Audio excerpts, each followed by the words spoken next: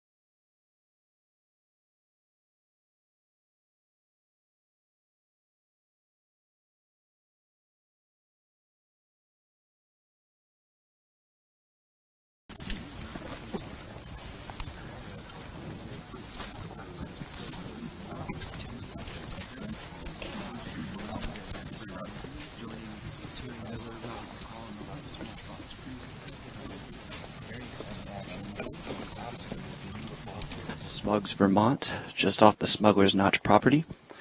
I'm here following the 150 Tea Time, which is going to feature Paul Macbeth, Paul Oman, Will Schustrick, and Paul Ulibarri. The 3-Paul card.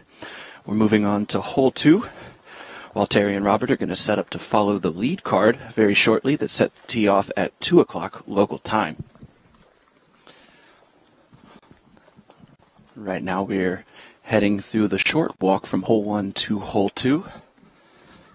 And we'll throw it over to Terry Miller and Robert McCall as they wait on the 2 o'clock tee time. Tell us a little bit more about this event and what's going on up here at Smuggler's Notch.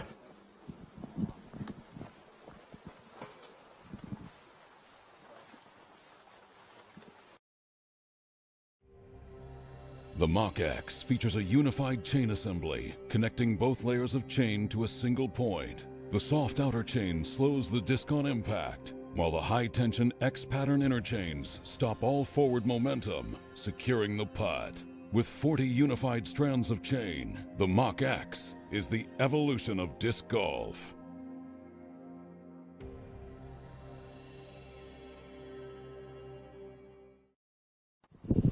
And welcome back to the Green Mountain Championships here in Smuggler's Notch, Vermont. These courses are legitimately incredible. I am from Texas. I haven't gotten to travel around a whole lot to watch disc golf, but I will tell you, if you haven't been out here, these are a destination. Definitely worth your while if you're in the area. We're currently on the tighter of the 2 courses, what we're going to be playing today. This course is called Brewster Ridge. Lots of trees, lots of technical shots, lots of areas where our players are going to have to choose if they want to get aggressive and make a play for birdie, or just play for a landing zone and maybe go for a par. The other course is going to be called Fox Run. It's quite a bit more open than this course, but that is a deceptive type of open, as we have a lot more out of bounds stakes and danger to be found out there. If you get loose with your tee shots out here at either of these 2 courses, expect some high numbers because these are very, very challenging. I do expect some of our players to put down some pretty solid rounds out here today, just because if they're playing smart, if they're hitting their putts, there are a lot of opportunities to score out here. So we are out here in Vermont, and by the way, the weather is gorgeous out here right now. About 60 degrees, no wind to speak of. We're standing here in the trees and the shade, and man, I could not ask for a better setting for disc golf today. So on our featured card today, we're going to have Steve Brinster, who's currently on the box, Nate Doss, we'll have Ricky Wysocki, and then give me just a moment and we'll see our other one. Oh, we've got Cale Leviska on the card as well. Steve Brinster is lining up a KC Pro Rock for a turnover here.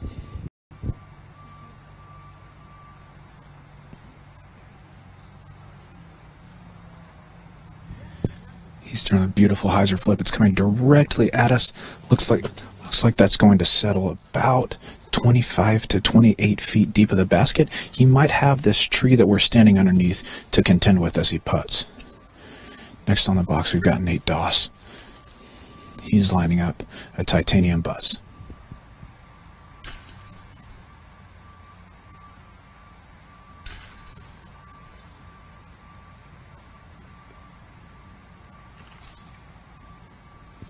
Nate's Buzz comes out of his hand a bit early. Doesn't quite hit his intended line, but does clear all of the trees. Looks like he'll have about 40, maybe 45 feet to the basket, but a little bit of an obstructed putt because of the low-hanging limbs by the basket. Here's Kale Leiviska. If I was a betting man, I'd bet this is an M4 in his hand.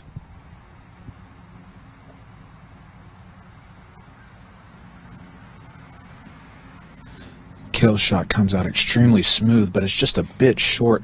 He settles just outside the edge of the circle. He's going to be about 33, 34 feet from the basket with an unobstructed birdie putt.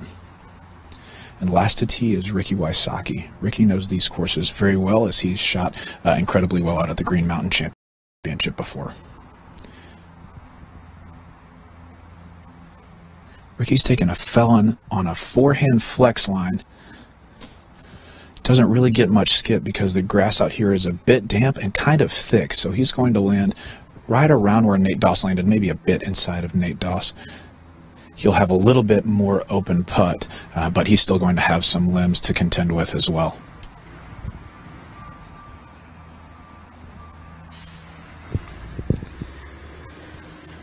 And welcome, everyone. I'd like to also introduce myself, Terry Miller, the Disc Golf Guy. I will be here with Robert today, however, working a camera, and I think Robert is a little sad, and I see it in his face already. There won't be as many puns as normal, but whenever he opts to share the mic with me, you may hear something along those lines, but glad to be here. This is my second year at the Green Mountain Championships, and we've got a great featured card for you.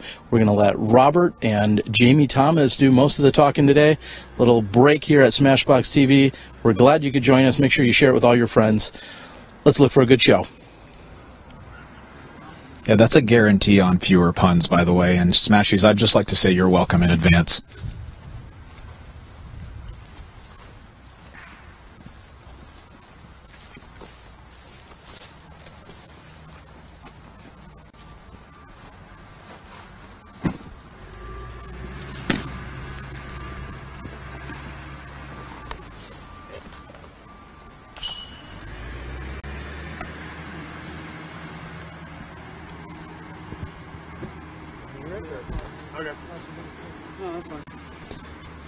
As we said before, Nate Doss is going to be just outside of Ricky. Some limbs to contend with as he attempts this about 40-footer.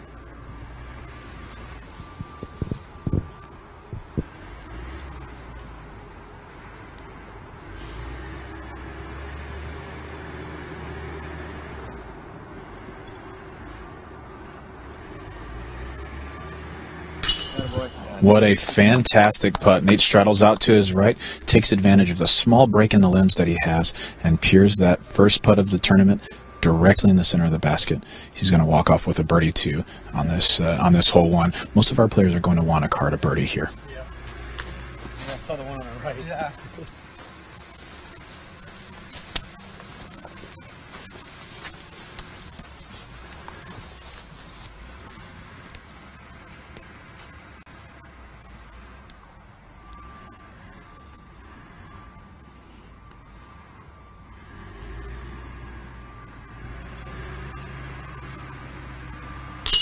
Rick. Wow, that is also a fantastic putt from Ricky there. From our vantage point, it looked as if Nate was going to have a bit more obstructed lie, but because of where the branches fell in Ricky's stance, his was slightly more obstructed. He throws in a great hyzer putt there for his birdie 2. Here's Kale Leiviska from 33 feet.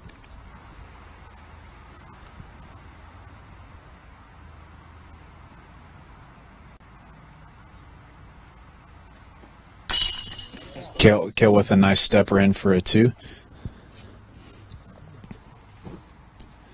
Steve Brinster's going to be the closest of the bunch, but as I said a moment ago, he's got a tree in between him and the basket. He's going to have to straddle out to find a way to make this putt.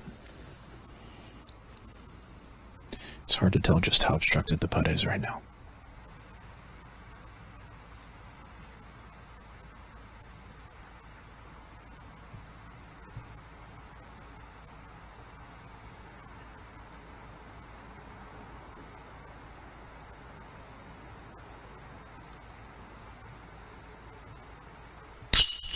Steve just goes ahead and takes the tree out of play and goes directly in between the branches. That's an all-star birdie for our lead card on this first hole at Brewster Ridge.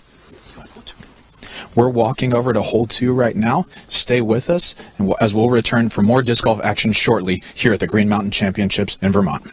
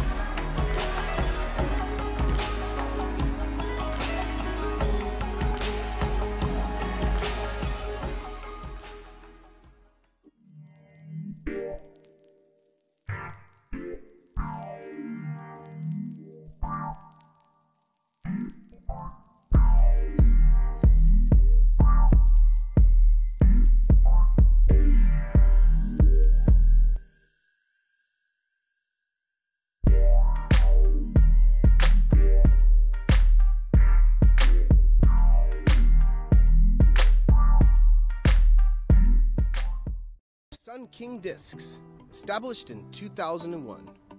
Florida's most respected name in disc sports. Official retail merchandiser of the Disc Golf Pro Tour. Currently on tour supporting Discraft and DGA live inventory, free shipping at $12. All orders $19.99, ships in a box, includes single discs, large selection of both stock and collectibles. Check out the website at www.sunkingdiscs.com. 50 tee time, the 3 Pauls card with Will Schustrick, and this is Paul Ulibarri putting for his birdie 3 on the hole 2 par 4.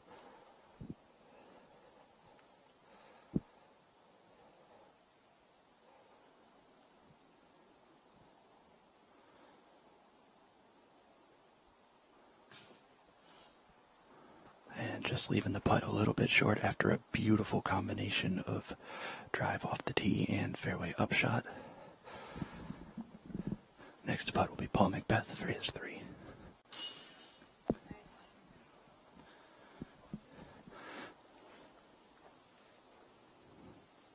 And Will Schustrick's going to follow for his 4. Both Ulibarri and McBeth were able to execute excellent upshots where Will and Paul Amon both caught some trees on their upshots and had to take a 4 early in this round on what is a very treacherous par 4. We're going to move on to hole 3, the tee over there. We'll be back. We're going to send you guys right over to Robert.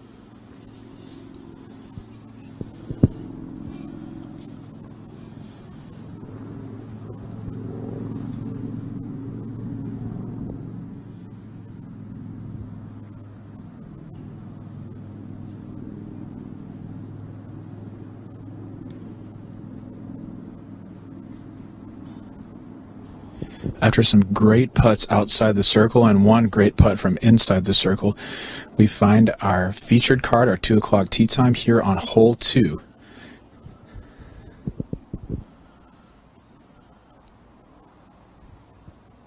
Steve Brinster's put himself in the fairway, but maybe a little on the left side. Here's Nate Doss. Nate Doss has gone with the same buzz that he threw on hole 1. It's come up right in the middle of the fairway, but he's going to have a longer shot to the basket than I think that he'd want.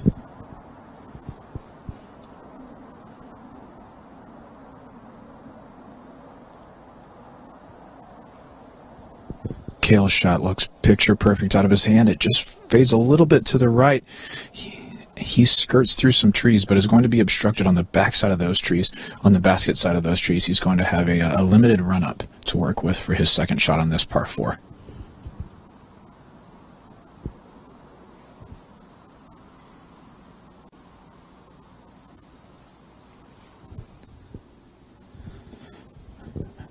Extremely uncharacteristically, Ricky's drive is very low and left out of his hand, and then it catches a pretty nasty kick off of the stump right there. Looks like he kicked over the rock wall to the right. I'm unsure if that's out of bounds or not, but it's definitely not the spot that I think Ricky would have thought he would have found himself in after a drive like this.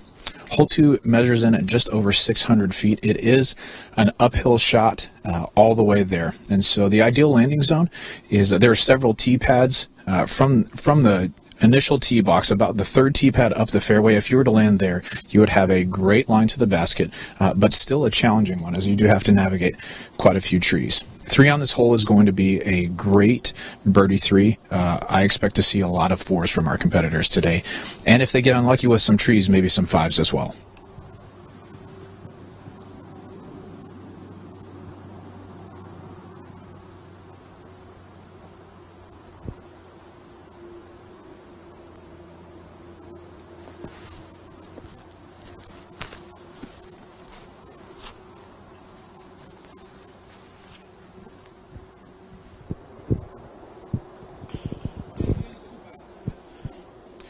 Ricky is lining up his options and tells Terry to scoot back a little bit, meaning that it looks like he's going to get pretty aggressive with this shot.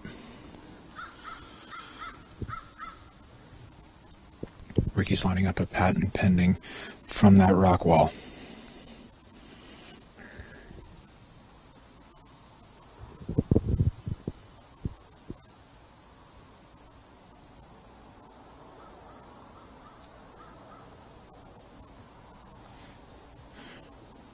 Ricky's played a great shot. He's taken his medicine and put himself in a good spot to be able to scramble up and down for his par 4 on this challenging uphill par 4. If you are new to disc golf or new to the broadcast, when I use the words patent pending, that means kind of a backwards shot. So a right-handed, backhanded player is going to put their left foot behind the disc, stretch their right foot out to the side, and then throw a normal backhand after that. It is a great way to stretch out around obstacles while maintaining a legal stance.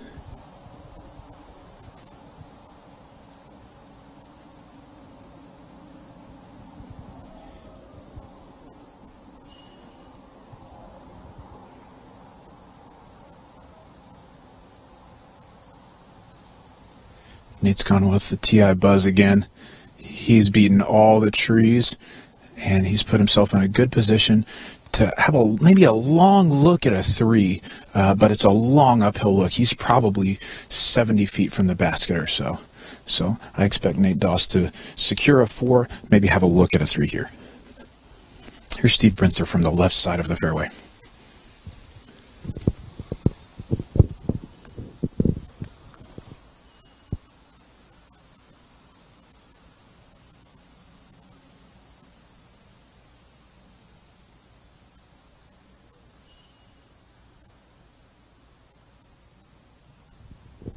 Steve's taken a rock hyzer. He's just played a really safe shot to the center of the fairway here. He's going to have a good look at pitching up and getting his par 4.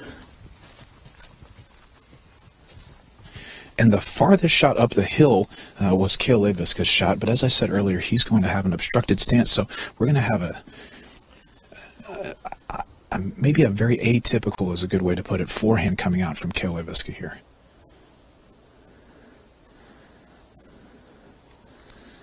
He's put a nice move on it, and has put it right about 10 feet right of Nate Doss's disc. So he's going to have a similar look at 3, maybe a slightly less obstructed look, as he's got less trees in between he and the basket. But more than likely, those are going to be layups under the pole for their par 4s.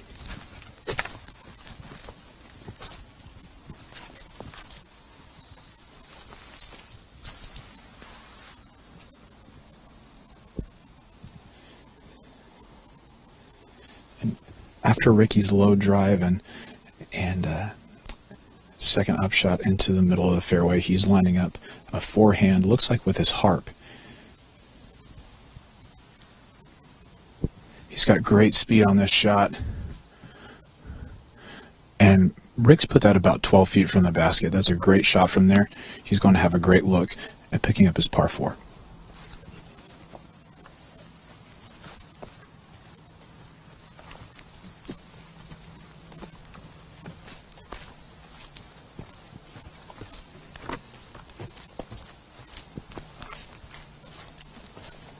After playing a smart conservative shot, here's Steve Brinster with one of his big beat AVRs for his approach shot.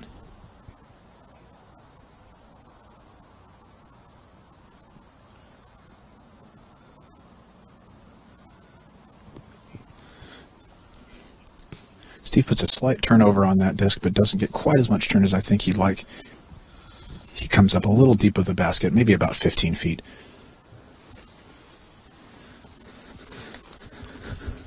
Most certainly a makeable putt for Steve Brinster.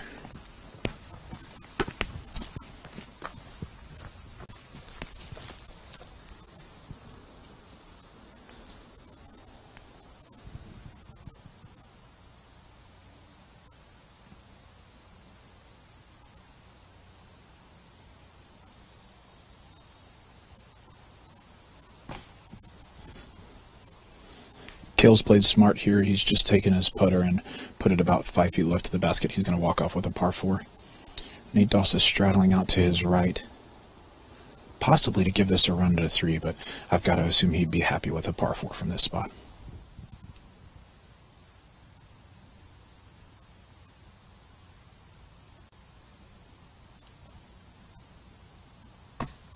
And with the steep uphill grade facing him, Nate just puts his disc just inside of Kale's. Those are going to be drop-ins for those two for their par 4s.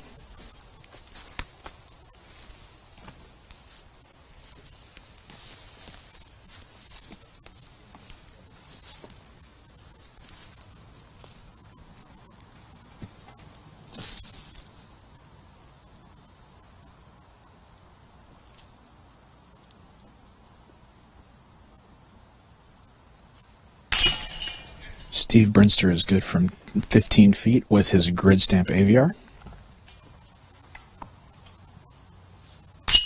Ricky's good from 10 feet with his dagger, and Kale and Nate are both left with drop-ins here for their par 4s.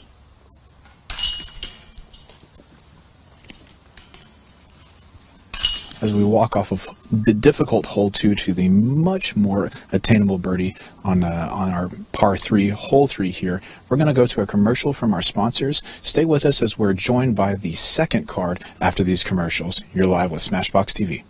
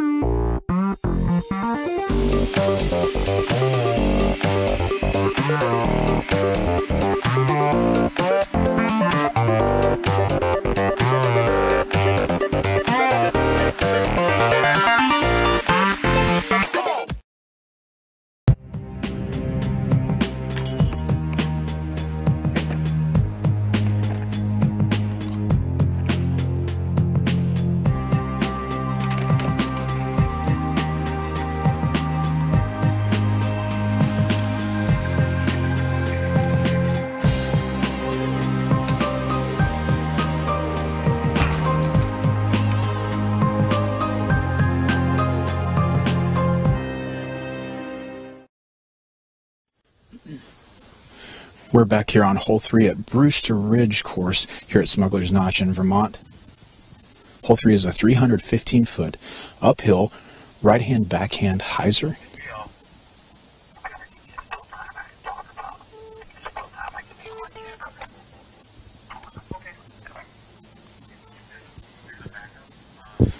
I caught up with one of our Men's Pro Open cards earlier as I was trying to walk the course and familiarize myself with it, and I saw Alex Geisinger throw on this hole. He said this uphill 315-foot tee shot was somewhere between a mid-range and a putter. He couldn't really decide, so he throws far.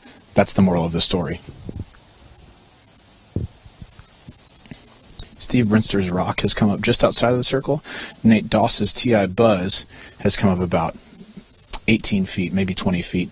Both of those are good tee shots. Steve probably wanted a little more on his, but he definitely still has a look at a birdie too.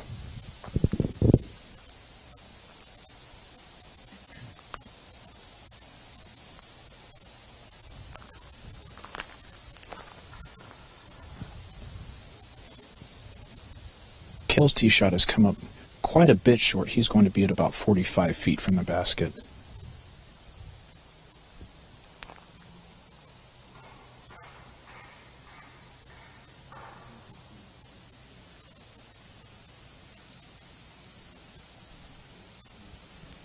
Ricky's shot had some turn on it initially, and it's come to rest inside the circle. That is the second closest tee shot of the bunch. Ricky threw a harp to about 25 feet, so he's going to be just outside Nate Doss, with Cale Leviska being first up to putt.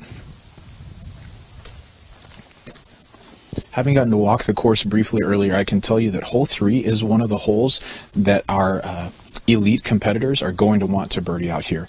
There are birdie opportunities throughout the course, but this is one of the easier holes on the course to get a birdie to.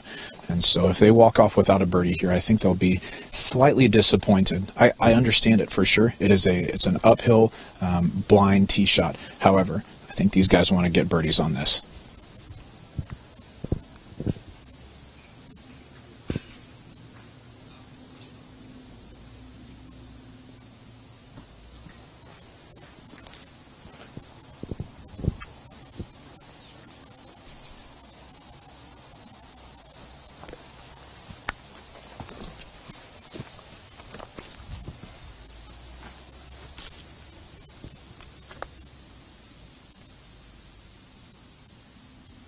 Here's Cale Leviska from about 45 feet.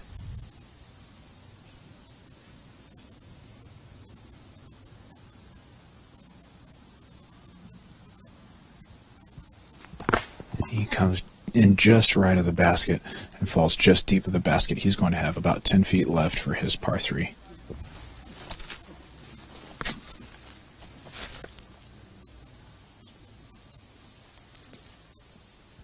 Steve Brinster's tossing a little grass. We do have a little opening to the parking lot here, so we've got a little bit of wind coming into these trees.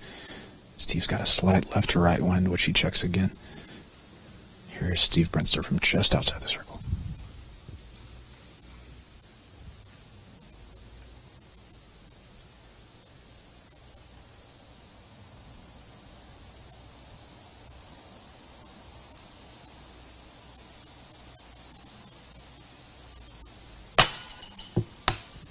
Steve's putt comes up just a little bit high. I have to assume that he was compensating for the left to right wind, which, as a putter who putts with hyzer, a left to right wind will typically force your putter lower to the ground. So I think Steve took a slightly more aggressive, slightly higher line than he normally would to compensate for that wind, and the wind just didn't quite push it like he wanted it to.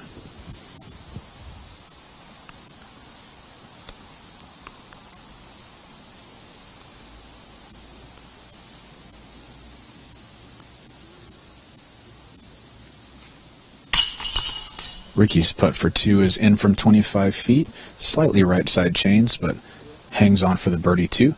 And here's Nate Doss from 20 feet for his birdie.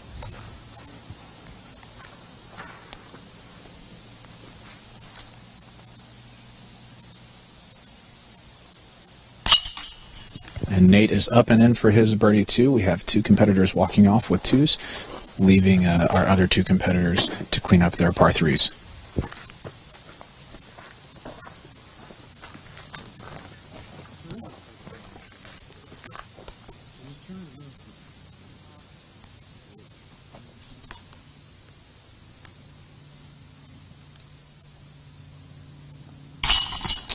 Kale is good for 3, and Steve has basically a drop in for his 3.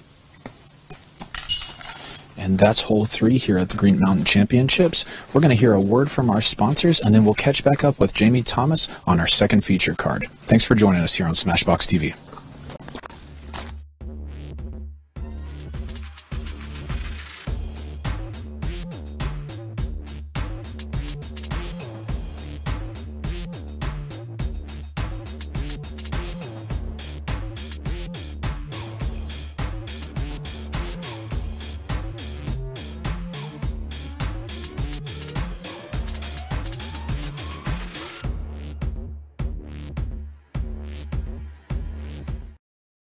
Legacy Discs and Upper Park Designs have collaborated to bring you this new edition Rebel backpack bag. The Rebel has a 25 disc capacity with vertical and horizontal storage. The bag is lightweight and very functional, one of the best on the market. Pre-order yours now through discgolfblackmarket.com and you will receive a limited edition stamp of our long-awaited disc, The Enemy. I'm Steve Rico and I approve this message.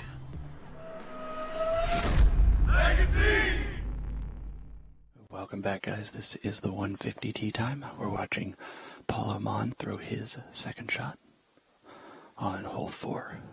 Very dangerous uphill par 4, a lot of difficulty.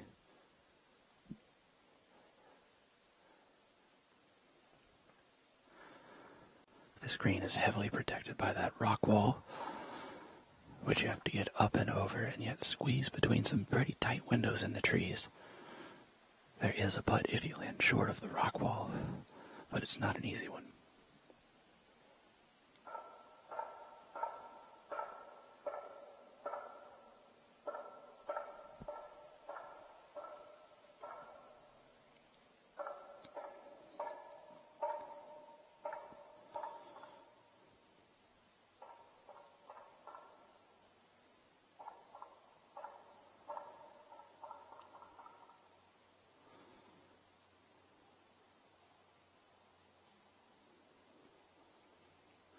There's an added degree of difficulty there as he has to straddle out, and being a right-handed backhanded thrower, watch his follow through or risk injuring that throwing arm or hand on that tree.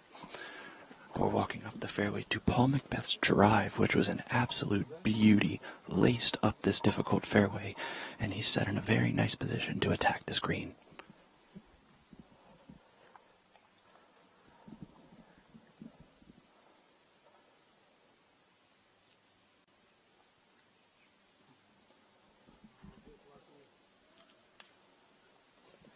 He's asking for a little bit of help as it stayed hyzer, never quite flattened out. He did clear the rock wall. Should be a little bit of a tester putt. You can hear him telling his caddy this is a brand new disc that he just threw, presumably his Nova. And we're walking up a little bit further. You can see the beautiful rock balancing sculptures that line all of the fairways of this course seemingly. Brewster Ridge here is a cross-country ski trail in the winter when there's snow on the ground. But right now, it's the scene for a beautiful afternoon of disc golf at the Green Mountain Championships. And it looks like Paul Oman will be throwing again. This would be a birdie attempt. He is in the window. He has a literal window to the basket for birdie.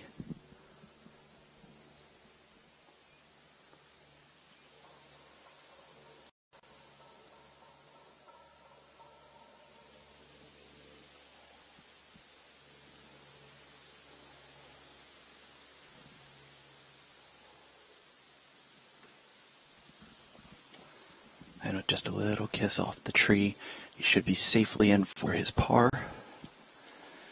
And Will Schustrick and Paul Ulibar here looking at very similar distance putts just inside the C1 circle. Again, with that added degree of difficulty, facing the wall right in front of him.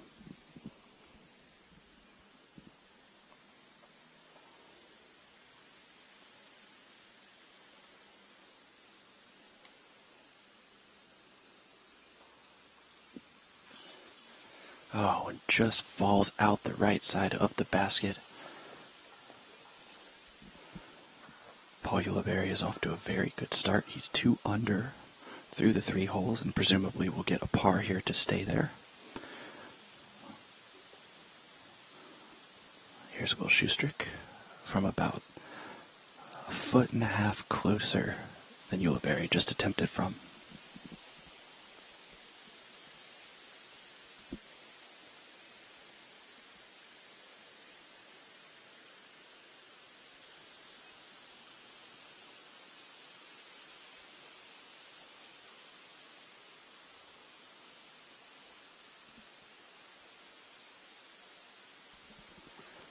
A very difficult putt there, as that wall did interfere with his ability to swing his arm through and follow through on that putt. Just changes the release angle ever so slightly.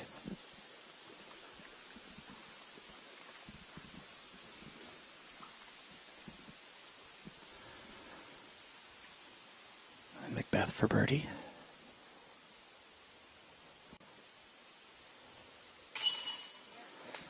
Hangs right in the center of the basket.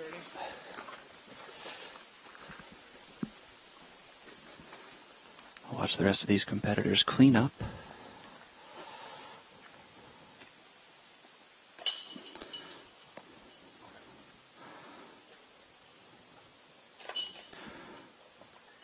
And one thing that I've definitely noticed so far today is that Paul McBeth has struggled a little bit off the tee, but his putting stroke looks very good. Some of his fans have been concerned about his ability to smoothly execute those different putts after recovering from his injury. Seeing him on the practice green today, he did look like the old Paul McBeth we're used to. But what has impressed me even more off of this card is Paul Oman and Paul Ulibarri, since the very first throw, have been very fluid in their swing. And this course is very, very tight and can easily make you second guess what you're doing out here with as tight and as punishing as these fairways can be, and the rough if you should find them. It's very good to see some of these competitors having confidence in their swing.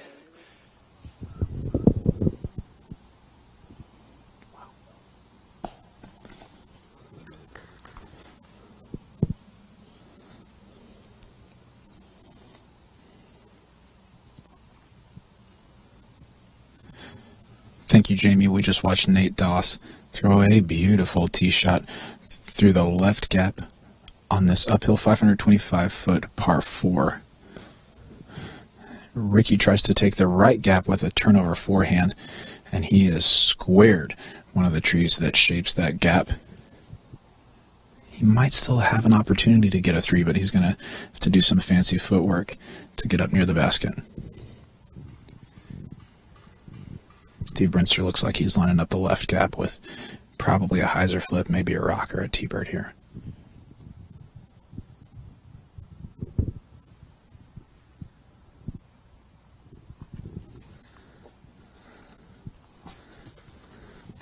Finishes just a little bit to the left of where he wanted.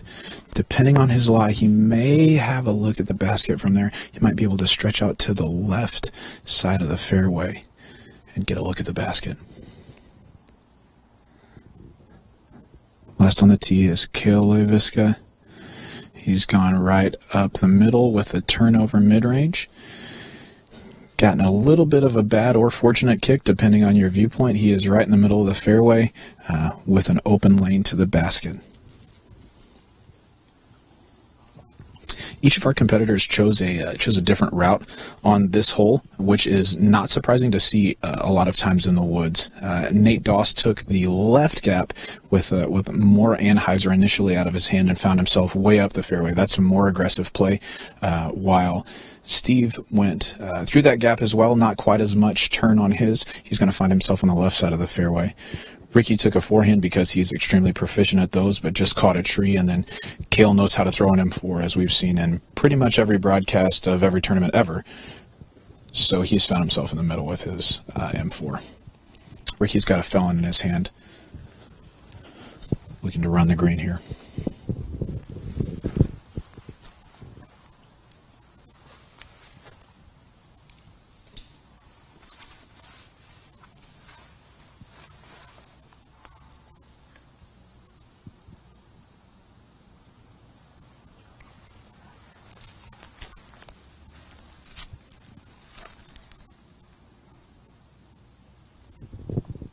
like he switched from his felon to what looks like a triple X.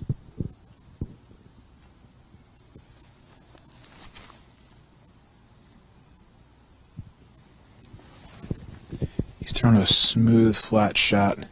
Once that disc comes just up to the rock wall, looks like Ricky's going to find himself right around the circle's edge, maybe just inside the circle.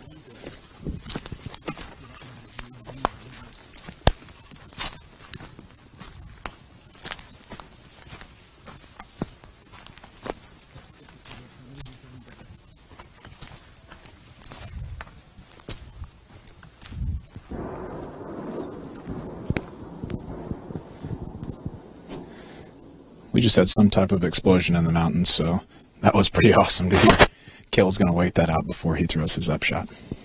Looks like he's got the same M4 he threw off the box.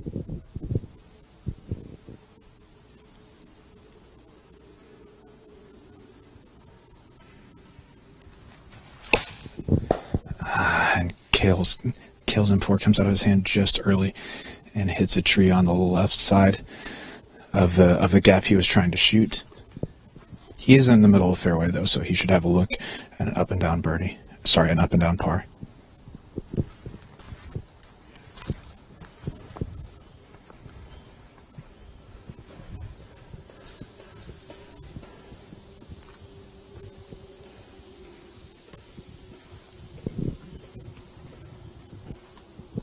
Just as we suspected, Steve's taken that backward stance that we talked about, a patent pending. He's got a left gap from a different tee pad over there. He's got a few more trees to navigate late in the flight, but certainly not as many to navigate early in the flight, so this looks like a smart play from Steve, as Steve is accustomed to making smart plays.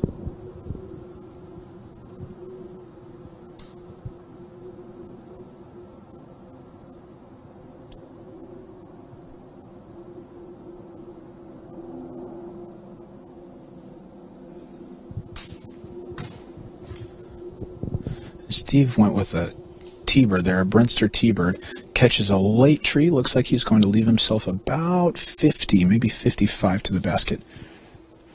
And Nate with the best drive of the bunch. Nate threw a Z Predator there, but if you go and pick up a Z Predator from your neighborhood disc golf store, don't expect it to fly like Nate Doss's. He's had these same discs in his bag for years and years. Nate's so close to the basket that he's taken a Challenger as his upshot, and he's put it right underneath the pin. That's a TI Challenger. A well-played hole by Nate Doss here on the challenging uphill par 4, hole 4.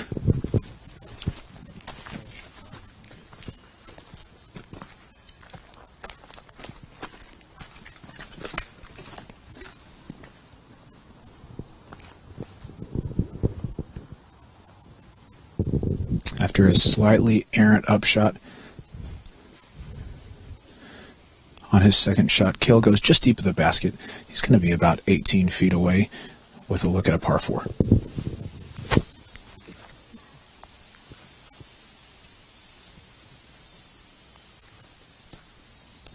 Steve just walked up to his lie, incredulous at the kick that he got. Now that we can see where his disc lies, he is going to have a very obstructed look at the basket. He's currently looking up through the branches, which for most people is a bad idea, but on hole 1 we saw Steve make his about 28-footer through the guardian tree that was in front of him, so I assume he's going to be very confident in the shot that he takes here.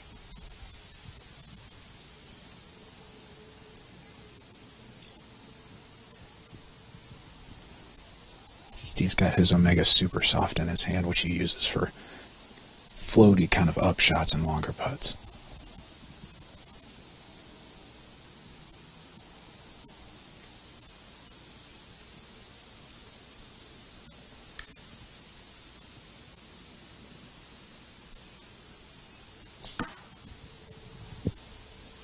And about 15 or 20 feet out of his hand, Steve catches a tree and kicks into the left. Hard to tell if he'll have a decent look at the basket from there either. It's a tough kick for Steve Brinster.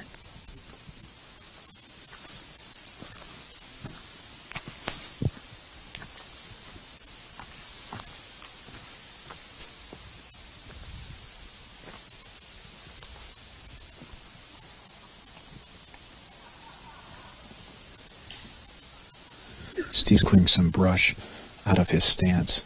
If you're new to the game of disc golf, if there are obstructing obstacles in your stance, as long as they are dead and unattached, you are welcome to move them.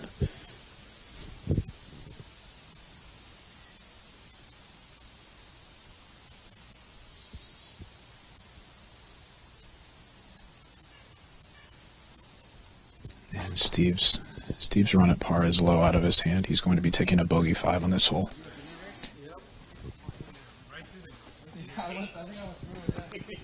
A point of clarification: if you are new to disc golf, when I say clearing things that are dead and unattached out of your stance, I don't mean that you can just grab whatever you want 10 feet in front of you. It has to be in your direct stance. So if you're thinking of bending the rules like that, don't do it.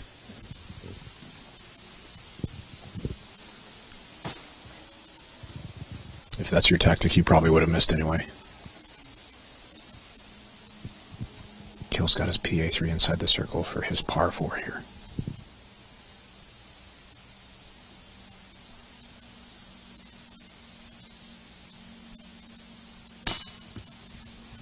And Kale gets nubbed out. He's going to have to take a bogey 5.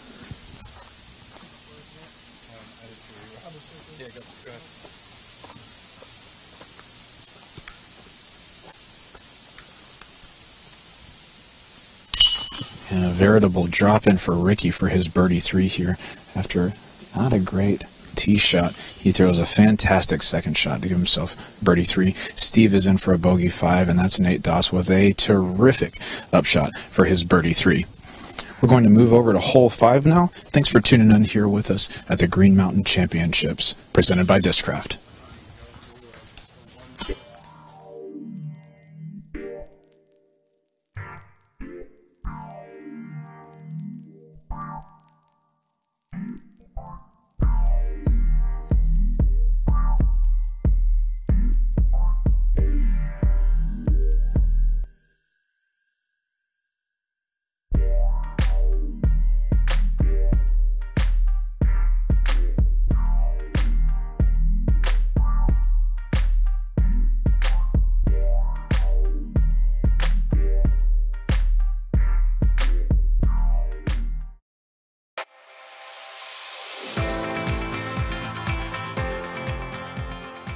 For me, it's time with my friends. For me, it's a walk in the park. For me, it's my job. Go in. Oh. For me, it's all about the exercise. For me, it fits into my busy lifestyle. For me, it's my passion.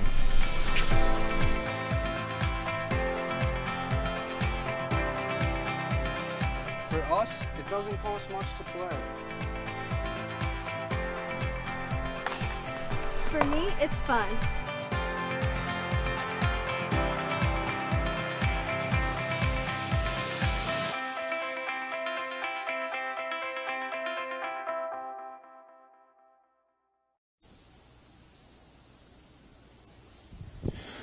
Welcome back here on hole 5 of the Brewster Ridge course here in Smuggler's Notch in Vermont.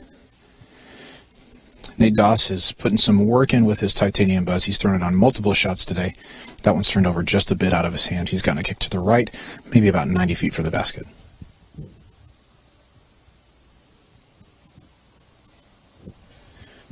Ricky's taken a forehand, what looks like a harp, and has just thrown a perfect shot. That is a harp, about 12 feet from the basket.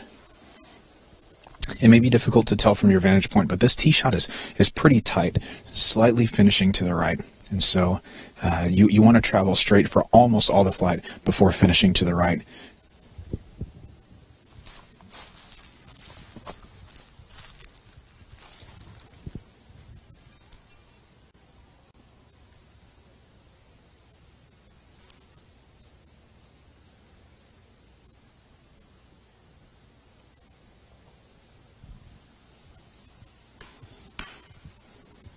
Steve Brinster, no stranger to hyzer flips, takes the hyzer flip line with his Mick Pro Rock 3, turns a little bit earlier than he'd like, gets a couple of kicks from the trees on the right side, and ends up back in the fairway about 60 feet from the basket.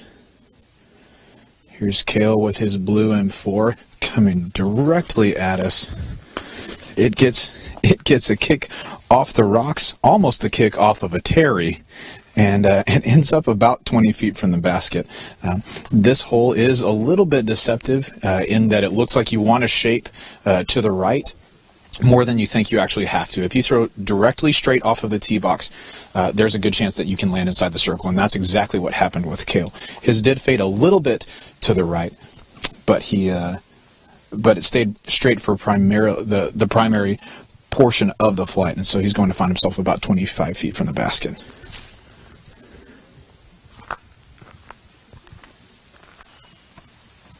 And if there were cameraman dance contests, Terry Miller would have just won one of them.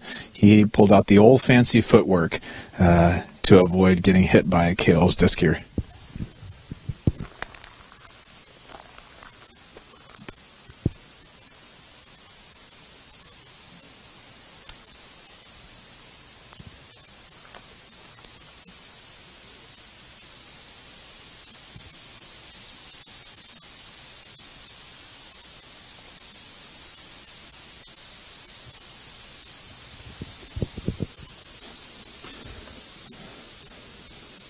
Nate Doss from about 70 feet lays his putt under the basket.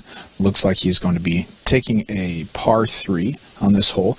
In a moment, we're going to check in on hole 7 with our second featured card. Sounds as if we might have had an ace by Paul Ulibarri, but we found out that was not the case. Spotter said he missed the cage by about 5 inches. Here's Steve Brinster from about 42 feet.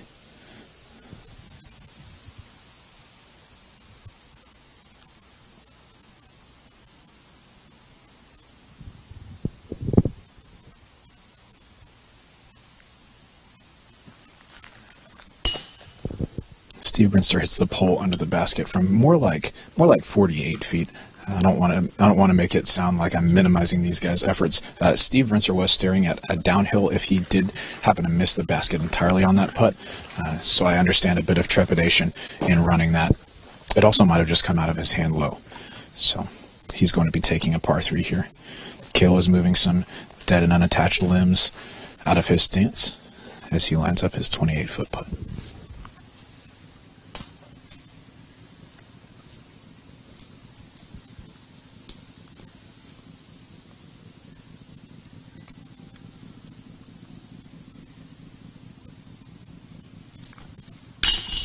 And Cale is good for birdie 2. He probably needs to come over and give Terry's leg a hug for the beating it took to stay out of his disc's way.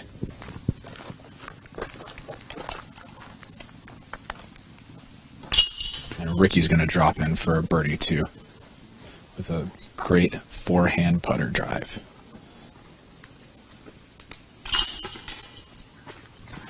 Our other 2 competitors are going to drop in for par 3s.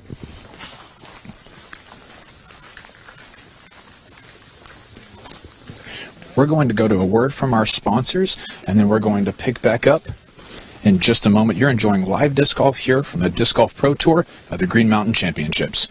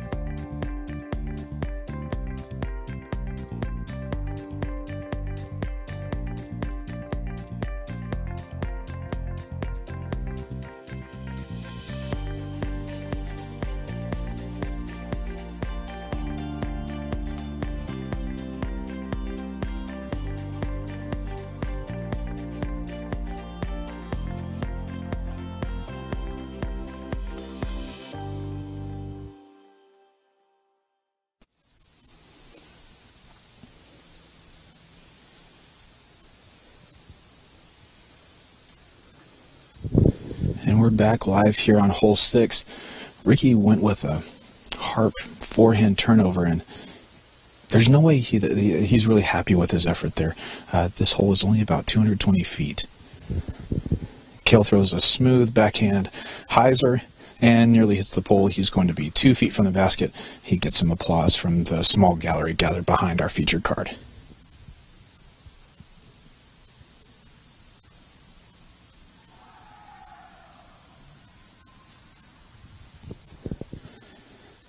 Nate's gone with his Z-Wasp, and he's put it just outside of Cale's, all of 5 feet from the basket.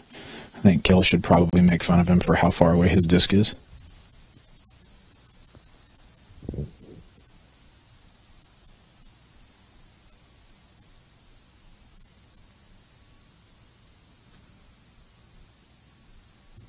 Steve Brinster goes with what looks like an AVR from a standstill to about 20 feet. Hole 6 is about as much of a musket birdie as there is out on the Brewster Ridge course here.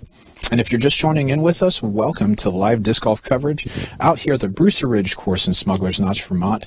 My name is Robert McCall. I'm a disc golfer out of Austin, Texas.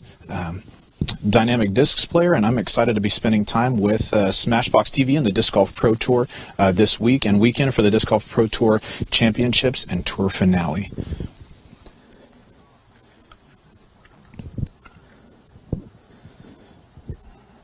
Ricky's staring at about 38 feet for his birdie on this par 3 hole 6.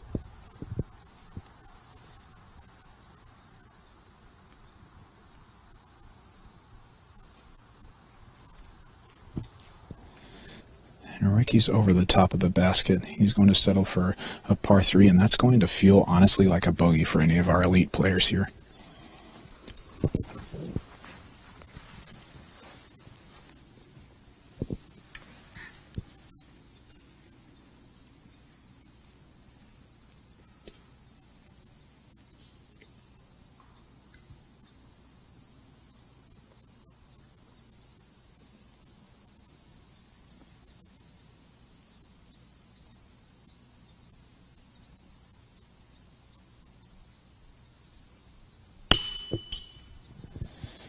Steve is just high off the top of the basket.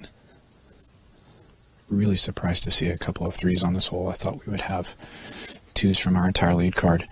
Ricky shares my sentiment as he tosses as many down in what can really only be described as disgust. Nate Doss drops in for a 2. Cale Leiviska would like to dedicate this birdie to Victoria and to his mom. As we are finished up here on hole 6, we're going to move over to hole 7. This is live disc golf at the Disc Golf Pro Tour.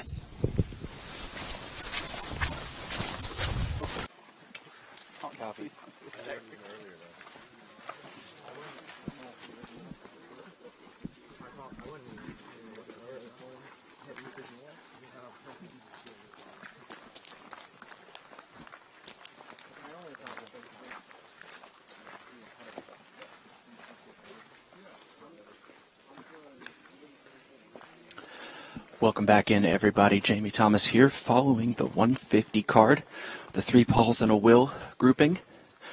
We are on hole 8, another one of the many par 4s that is very treacherous on this front 9 at Brewster Ridge. One of my favorite things about this course is I got to go through and practice is the way these par 4s lay out. Really smart design. You have holes where you really have to set up that second shot. The pros aren't laying it up. They're still throwing full drives off the tee, but they do have to place that drive properly, as this is a big dogleg left uphill. All of our competitors on this card were able to get off of the tee pretty well. Here's Will Schustrick, who got a nice kick back into the fairway as his disc was drifting right. Setting up to go up the hill and attack this basket.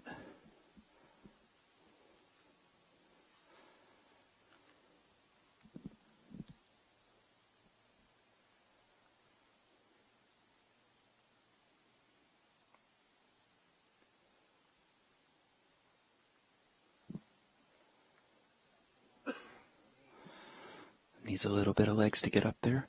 Looks like he got up to the flat part where the basket is placed.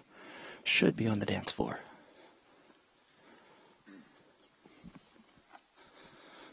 Next is Paul McBeth's drive here. All of these pros are opting for the outside lane.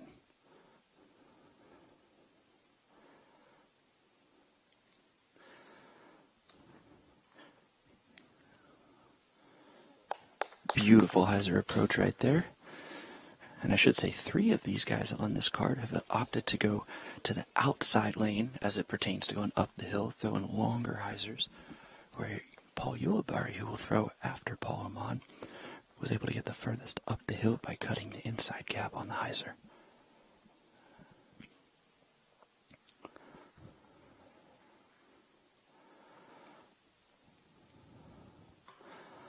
Oh, Paul just leaving that upshot a little bit wide and getting a nasty kick. He's been very consistent so far today. Up until that point, very methodical player.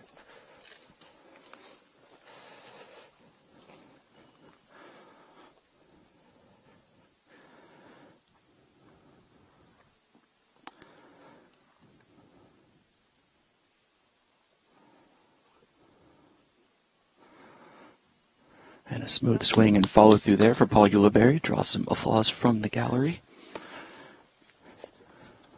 Paul was off to a hot start. He was 2 down through the first 3. Found a little bit of trouble in the middle of this front 9.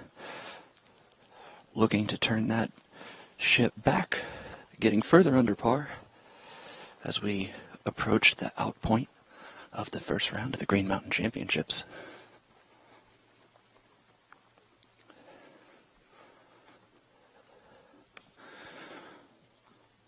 And we'll wait right here as Paul Oman looks to find his disc. He does have a pretty safe go for it from where his lie is right now.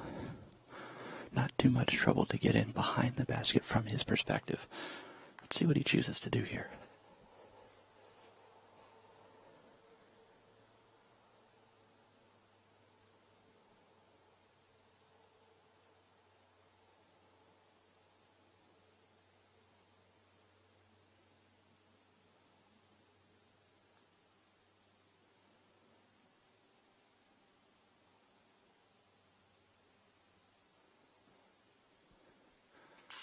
And he absolutely cans that putt from what looks to be about 100 feet out, slightly downhill. A huge throw in for Paul Oman. Like I said, he's been very methodical and very proficient in all the different shots that this course has required so far today.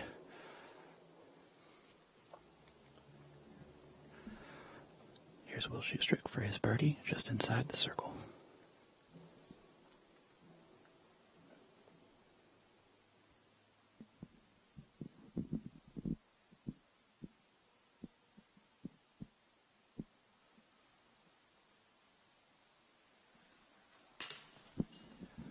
Oh, just a little bit off on that putt from 29, 30 feet out.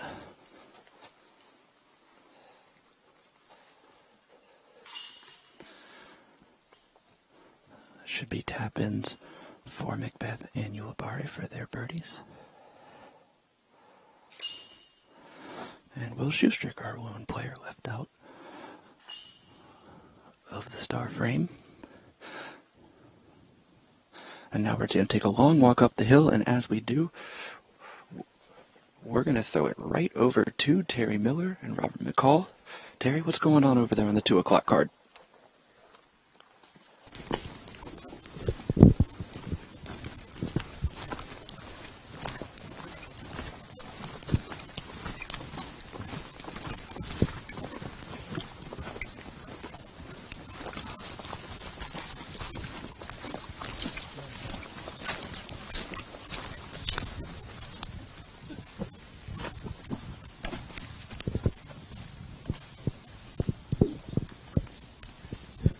Welcome back to hole 7 here.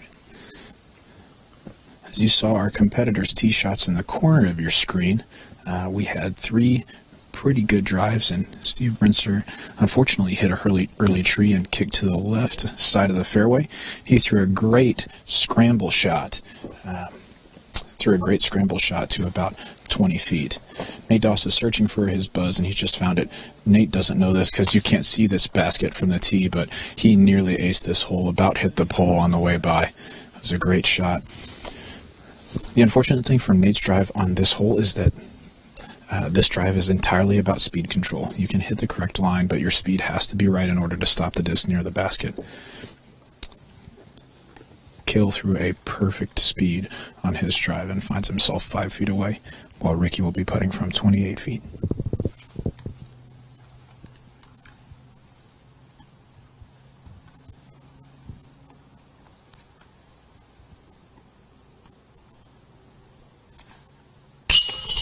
And Ricky buries his putt in the middle. Cale says parked because 28 feet apparently is parked range for Ricky. I like that terminology. Nate Doss looks like he's skidded just over the rock wall behind the basket. He'll have 25 feet for his birdie.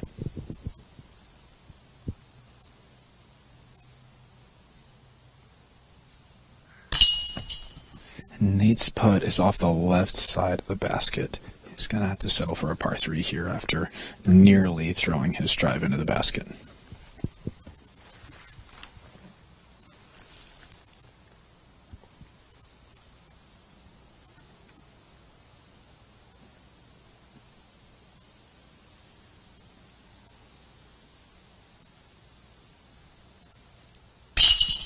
Steve Brinster is in from about 15 feet for his par 3. That was a fantastic second shot to put himself in the position that he did to save his par.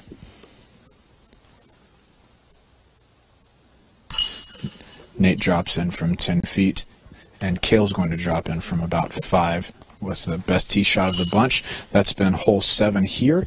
We'll be moving over to hole 8 in just a moment after a word from our sponsors. Continue enjoying live disc golf on Smashbox TV. If I lay up, I get a personal best. But if I hit the putt, it's a new course record.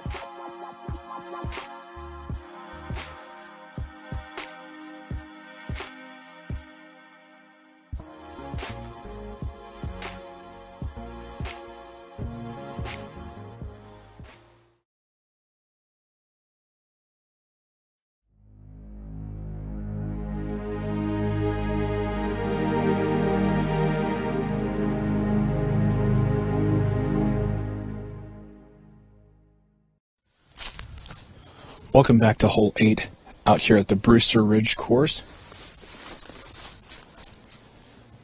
We've got Cale Leiviska on the tee box. This hole measures in at 525 feet. It's a par 4, uphill dogleg to the left.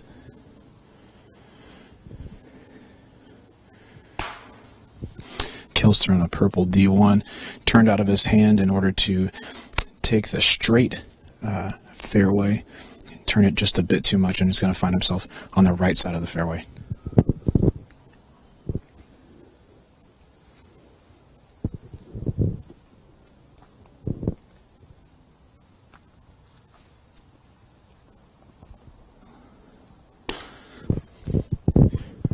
Ricky looks like he's thrown an enforcer on a straight line, hoping for it to hyzer at the end, and he catches a tree on the right side.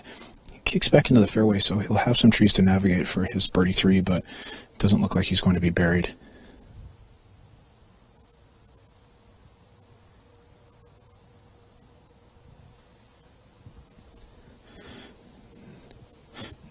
Doss opts for the inside gap, or maybe the straight gap that just barely finishes left, but he has thrown the best tee shot of the bunch so far.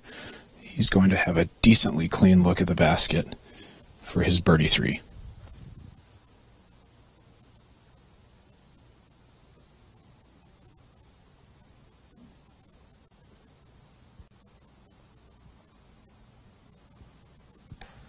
Oh, wow, and Steve's, it looked like his T-bird came directly right out of his hand.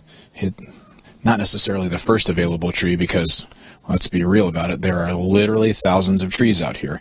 But the first tree that's in his line gets a rough kick to the right, and looks like Steve's going to have a difficult time scrambling out, unless he got a really, really good secondary kick to keep him not far off the fairway. This par 4 presents our players with a couple of different options, and we saw each of our players try and take the straighter option, which is that they just take a driver, or even maybe a straight fairway driver, straight down the middle of the fairway directly in front of them, because if you can reach maybe the last 80 feet or so of this fairway before it gets back into the woods, you've got a better look at the basket. Now, you still have to navigate some trees because this hole is insanely wooded, but that's what most of our competitors went for. There's also an inside tight hyzer gap that if you hit just right, you might have a look at a birdie 3 there, but most of our competitors chose the straight shot here.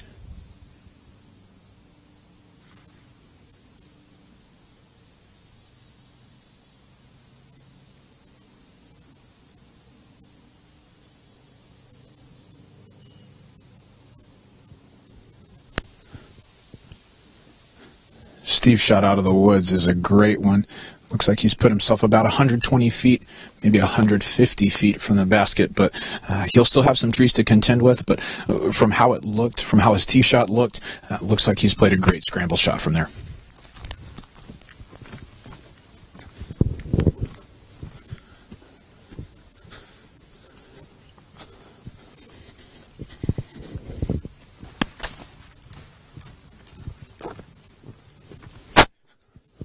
Hole 8 is one of those par 4s that it's relatively easy to take a large number, because it seems like you should be able to just throw a straight shot through the trees, and then drop in for your birdie 3. But if you miss the line just a bit, you can get punished, as we saw a couple of our competitors got punished for their tee shots.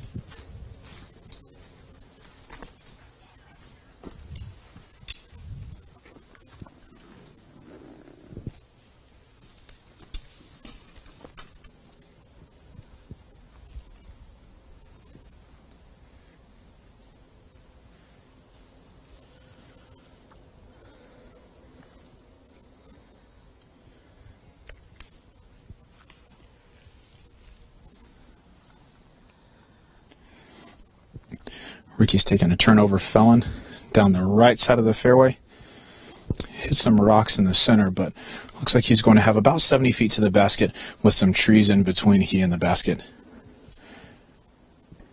In case you were wondering, there are a lot of trees between you and the basket, basically wherever you are on this hole. So most of our competitors are just looking to throw clean shots here and find themselves in the middle.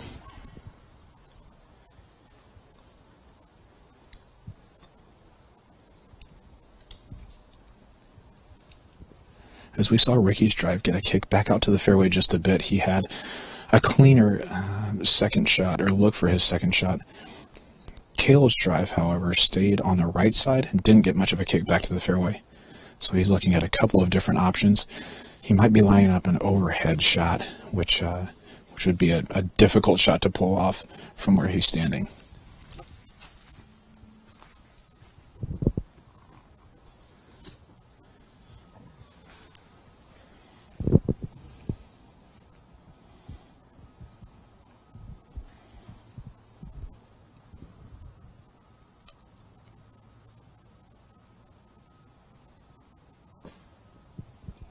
Cale's played out very well. Looks like he's about 150 feet from the basket, and about as open an area as you can find on this hole. So he'll have a good chance to get up and down for his par 4. And as I said, Nate Doss took the straight fairway and just hyzered out through a couple of trees early. But it looks like he's going to have the cleanest line to the basket. Certainly the cleanest line of our bunch. He's got a TI Challenger in his hand.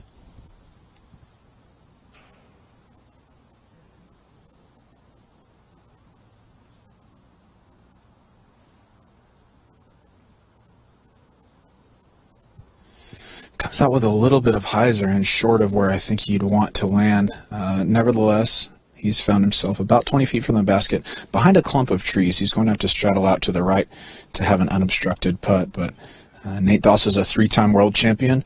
Obstructed straddle putts will be nothing new to him.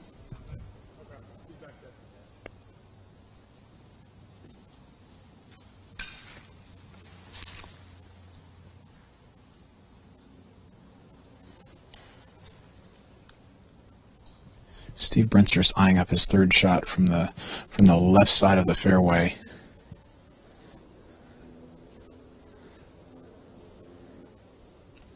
He's got several trees to contend with.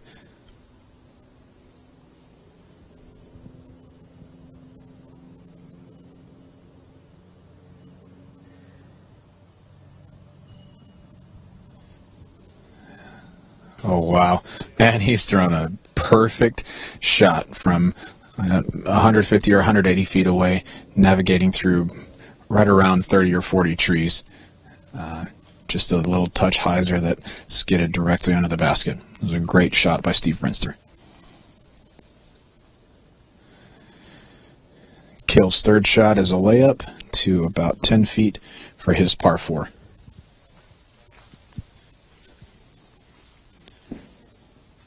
As I said earlier, our competitors, I think they want to birdie every hole because that's the type of mentality they have. But if they take a par 4 on a hole like this, it's not going to be the worst thing for them. This is a heavily wooded hole. Lots of bad kicks can happen.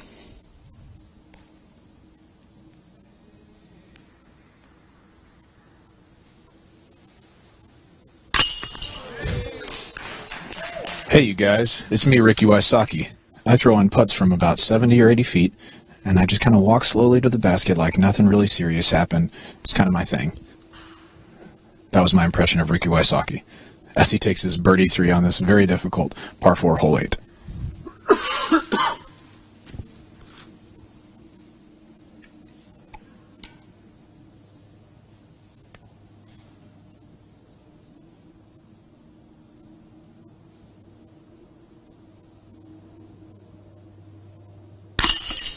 And Nate Straddle is directly in the center from 20. He takes a birdie 3 as well.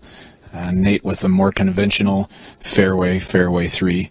Ricky with the less conventional off to the right. Forehand turnover.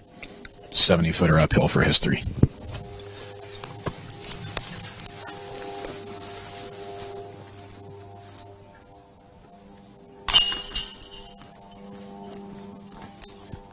Kale LaVisca cleans up for his 4, and Steve Brinster is going to be in for his 4 after a tough tee shot.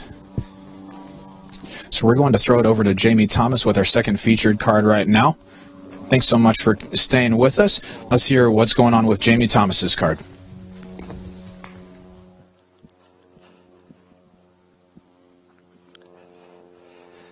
Over here on hole 10, one of the most beautiful holes out here at Brewster Ridge. We have, as you guys saw in the picture-in-picture, 4 just pure drives. It's an absolute joy to be watching these guys play. McBeth here, a little hyzer out on his drive off the tee. Looking for a little of that Oman magic.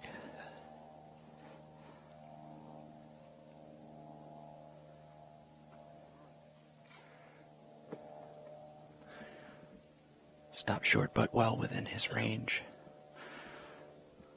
Paul Ulibarri also a little bit long off the tee. He opted for a mid-range.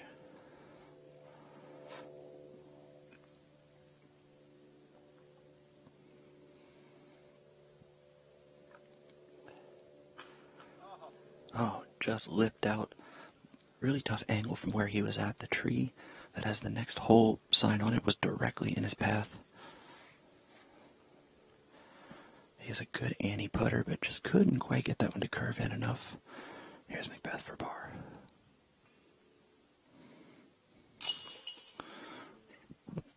Solid par save from Paul. Now we have Oman and Schustrick right under the basket, tap in birdies, and that will make 6 in a row for Paul Oman when he inevitably taps out here. He is charging, and at this point on discard will take the lead. This is going to put him at 7 under par. 6 of those strokes have come within the last 6 holes. A great way to start the back 9. We're going to make a little bit of a trek here over to hole 11. I just want to thank everybody for tuning in this weekend. This is the Green Mountain Championships presented by Discraft. It's also the Disc Golf Pro Tour Championship. The inaugural season has been a very interesting one, to say the least. As you can see on our card, the caddy for Paul Huleberry is none other than Bradley Williams, who has been embroiled in a little bit of a controversy that's circled around the entire disc golf world, it seems. But he's taken the suspension that was doled out by the Disc Golf Pro Tour's disciplinary committee in stride. He will not be able to compete at all this weekend for either of the 2 events, but he's out here helping, caddying for his friend, and overall, very jovial mood on the card today. We've seen some great drives and great putts, and on a course that can really test you if you're not careful off the tee. And as we wait, the 140 card is still on the tee of 11, so we're at a little bit of a backup. So while we're on a backup, let's throw it back over to Terry and Robert and see what's going on with our other feature card.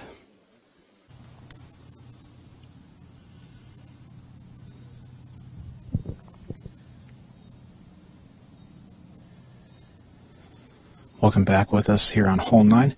This is an uphill 205-foot par 3. Pretty tight tee shot. A slight turnover up the hill. Ricky teed off first with his harp. He threw a forehand to about 12 feet, and then we just saw Nate Doss come up a little bit short with his turnover challenger. Kelson, turnover putter as well. Caught one of the last trees on the left side of the fairway and kicked back to the right. He's got quite a few trees in between he and the basket. It's going to be a difficult birdie putt from there.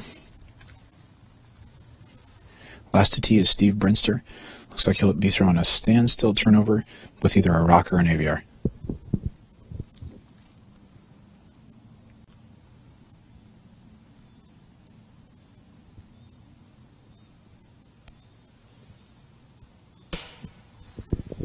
And Steve's timing seems to be a bit off over the last couple of holes. If you've kept up with disc golf in the last several years, I guess in the last lots of years, Steve Brinster has been around in the top level of competitive disc golf for a long time. But if you've been following, you know that Steve Brinster is extremely proficient at tight technical courses and standstill shots on those courses. In the last couple of holes, he just hasn't thrown quite the tee shots that we've come to expect from Steve Brinster, a former USDGC champion. Hope to see Steve throw a good couple of shots, maybe get a couple of birdies, and get some confidence going into these next few holes here.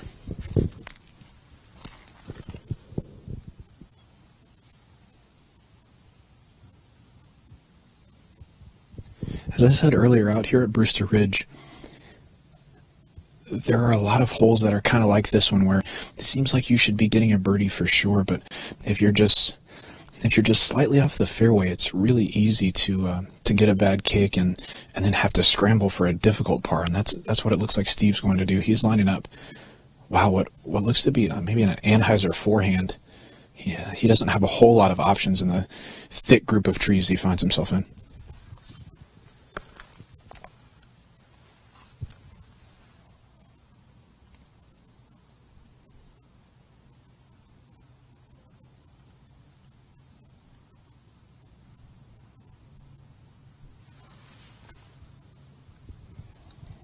Steve surveying his lie over and over, just seeing if there's something that he's missed. Looks like he's going to have to go for a slight turnover forehand, or maybe a flex forehand, to give himself a look inside the circle here.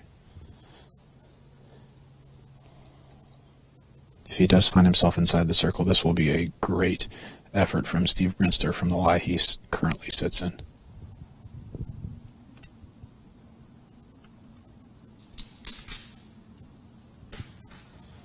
he finds himself just outside the circle. Again, that's a great effort from that difficult lie.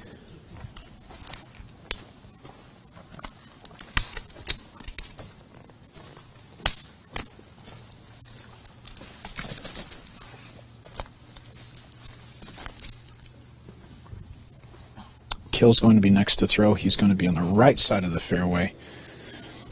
He's got a small opening in the trees between he and the basket, maybe a disc and a half wide, but I would suspect, yeah, he's taking a knee. He's going to straddle out to the side and just throw a lofty Anheuser putt, hopefully just to land close to the basket.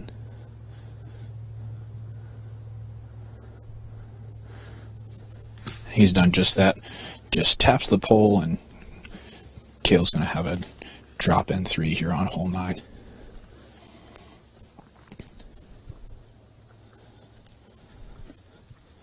Here's Steve Minster from just outside the circle's edge.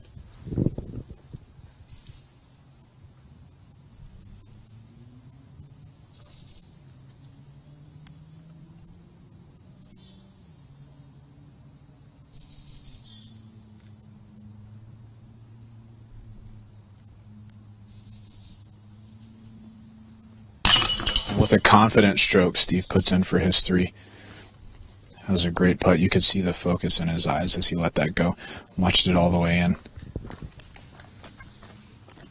Nate Doss from a similar distance, but from a straddle stance. I guess Steve's was from a straddle stance as well, but Nate's will be a forced straddle stance.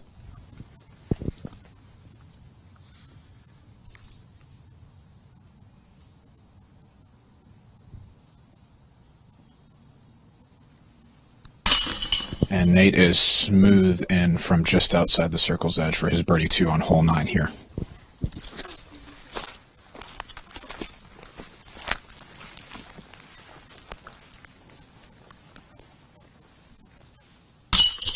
And Ricky has a 15-footer for birdie. Cale's left to drop in his 3.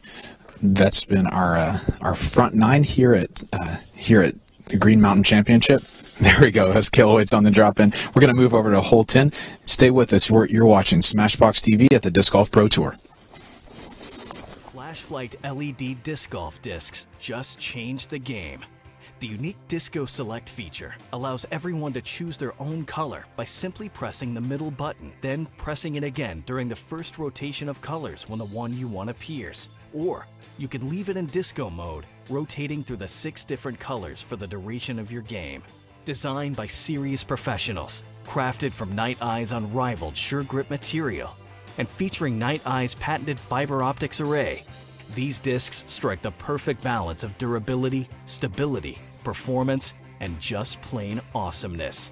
With easily replaceable batteries and an uber-long life, the Flash Flight driver, mid-range, and putter will shine as they blaze your path to victory, day or night. Night Eyes. Discover your solution.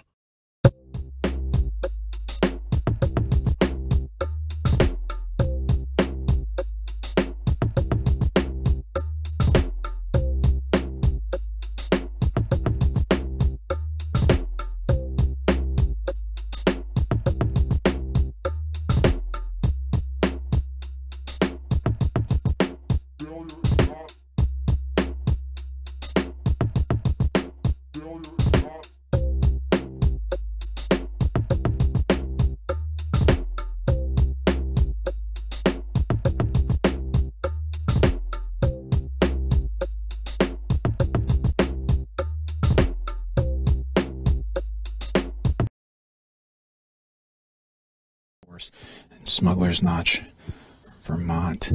This is a downhill 450-foot shot. Ricky Wysocki has the box.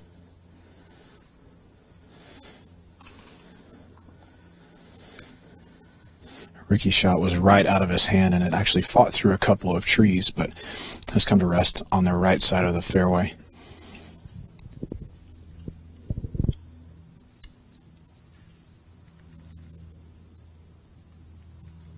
Nate Doss looks like he's gotten his TI Buzz in his hand. Just looking for a straight flight that doesn't fade too much right or left. Correction, he's thrown his Z Wasp here on a slight Anheuser turnover. He's come up inside the circle, or maybe at the circle's edge, but he is directly between a couple of trees. So it looks like he'll have an open lane to the basket, but he will have trees to think about as he lines that putt up.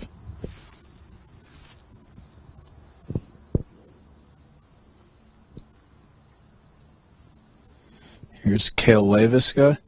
This is a downhill 450-foot hole. The sky is still blue, and of course, Cale Leiviska is throwing M4s. He's thrown an absolutely pure tee shot to about 22 feet left of the basket. Best drive of the bunch so far.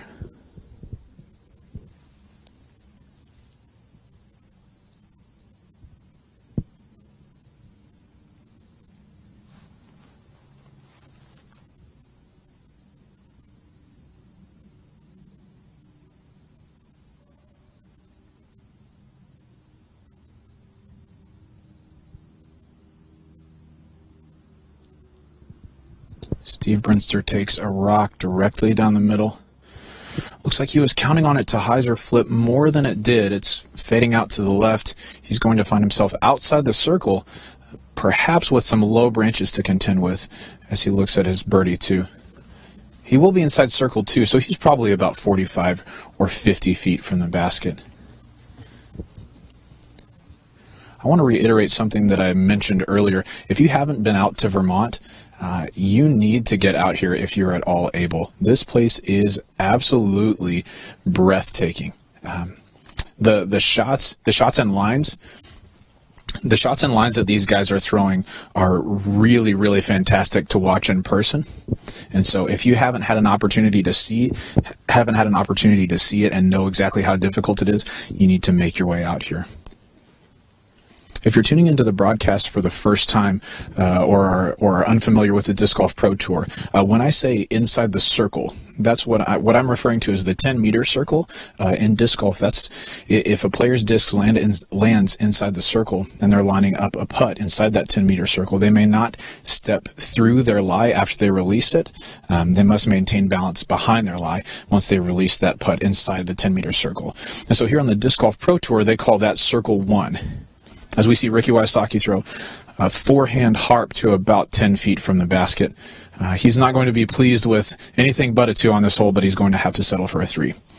When we talk about Circle 1, we're talking about the 10-meter circle, which is 32 feet and 10 inches or so. Right around 33 feet is what we call it a lot. But when we say Circle 2, that is exactly the same distance as Circle 1, but extended out again. So about 65, 66 feet. So when we say outside the circle putt, most of the time I'm referring to outside Circle 1, where our players can follow through on their putts past their lie, but they still have an opportunity to make it. So somebody like Ricky Wysocki, who is widely known as one of the best putters in the world, especially at distance, will throw in a lot of putts from the Circle 2 range and sometimes even outside Circle 2. We call that Circle Ricky sometimes.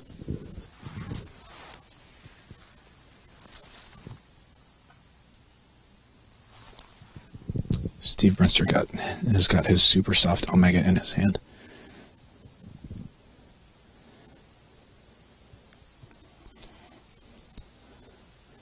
A low line hyzer putt. Oh my goodness, what a fantastic run. He did have low limbs to contend with, and Steve navigated that shot beautifully, came up just short. And right, he's going to settle for a 3 on this par 3 hole 10. Here's Nate Doss with his birdie putt directly in between a couple of trees.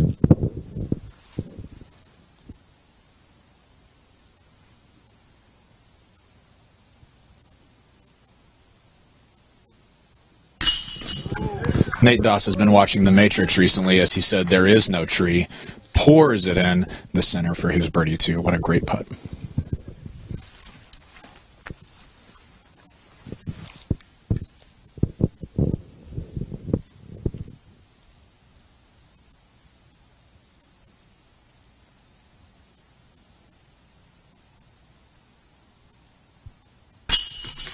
And after a fantastic drive, Cale puts in from 20 feet. Our other players, Ricky and Steve, are both going to tap in for par 3s here on our downhill par 3 hole 10. We're going to move over to hole 11 as we have a word from our sponsors. Thanks for tuning in today.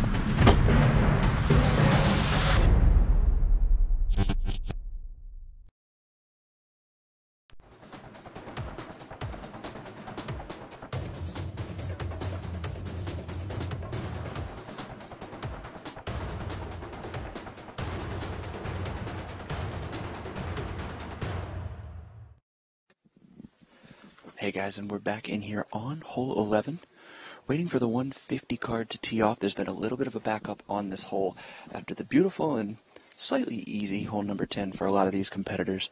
Let's take a look over here and check out what we're looking at for hole number 11. It's another one of the par 4s out here at Brewster Ridge. And these par 4s are really treacherous.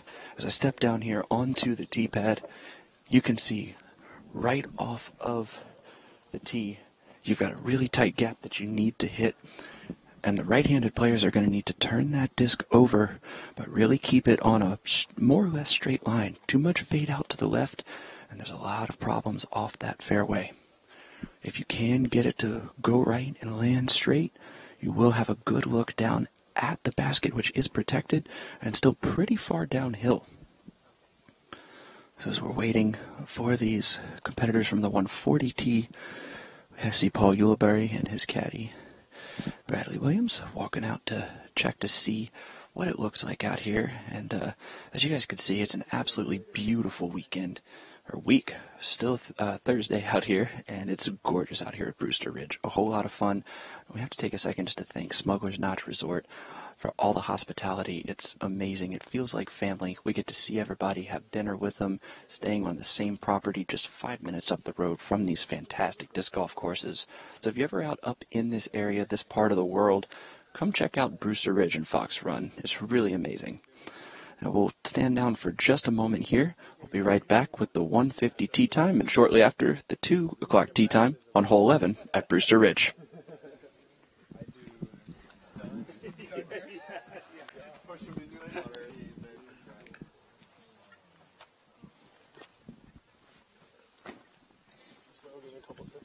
Show you one disc of the day. Will show me off. Let's get in the bag, guys. Oh, smell that back there. You're too close, man. Too close. Yes. Dude, that's what I want, man. The safety meetings are on point. DQ and kick them either. Just kidding. How did I do?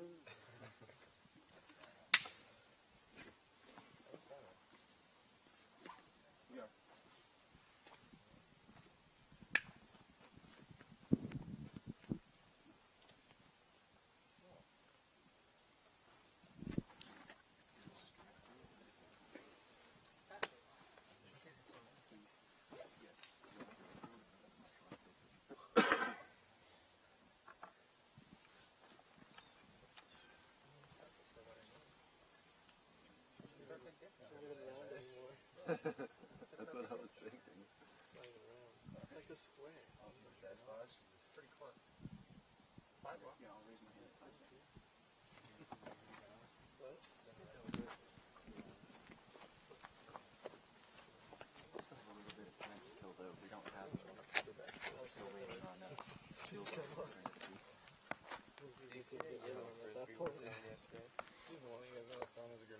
Yeah, you had to throw it like underhand. You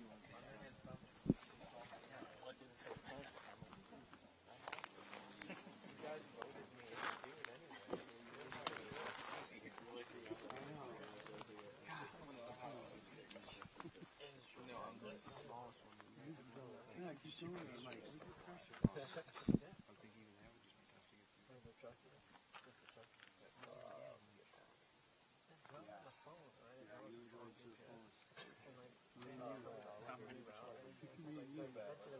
No. Yeah, I think we had the best trip.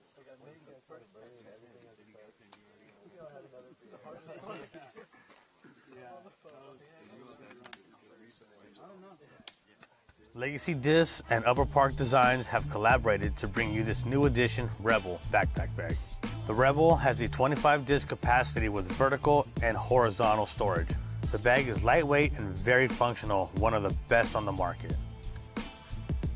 Pre-order yours now through discgolfblackmarket.com and you will receive a limited edition stamp of our long-awaited disc, The Enemy. I'm Steve Rico, and I approve this message. Legacy!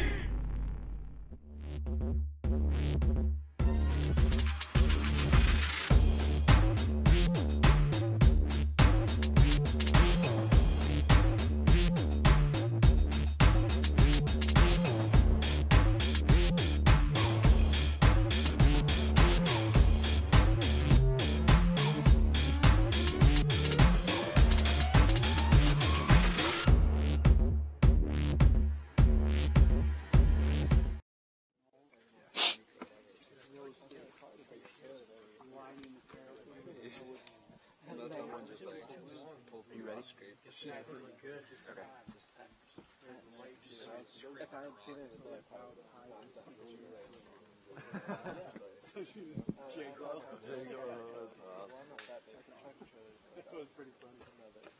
And we're back on the tee of hole 11 here. Paul Oman will be first to tee. Let's get right away to the action.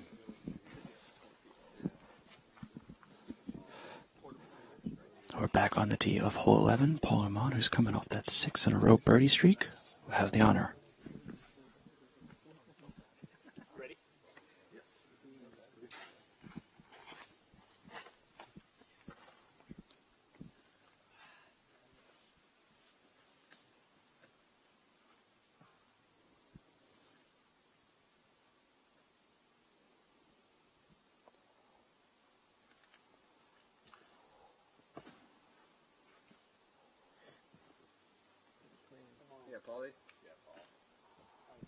And he has absolutely pured that shot. It looked like a putter out of his hands. That is a beautifully aggressive shot on hole 11. He is really in rhythm right now.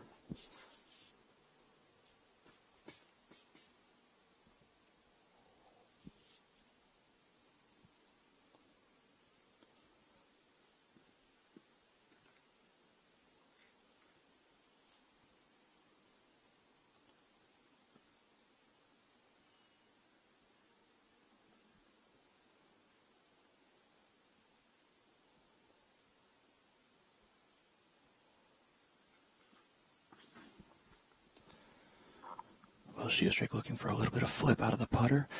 He gets that late flip and follows Paul, making a very difficult shot look routine, both of these two competitors.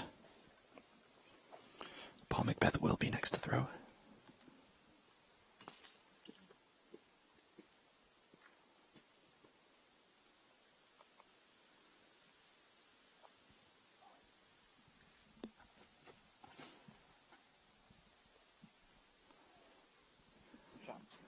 And McBeth is going for the lower line, pulling out the driver, looking to get really far up the fairway. And last tee will be Paul Ulibarri. Just told me he's throwing his F2.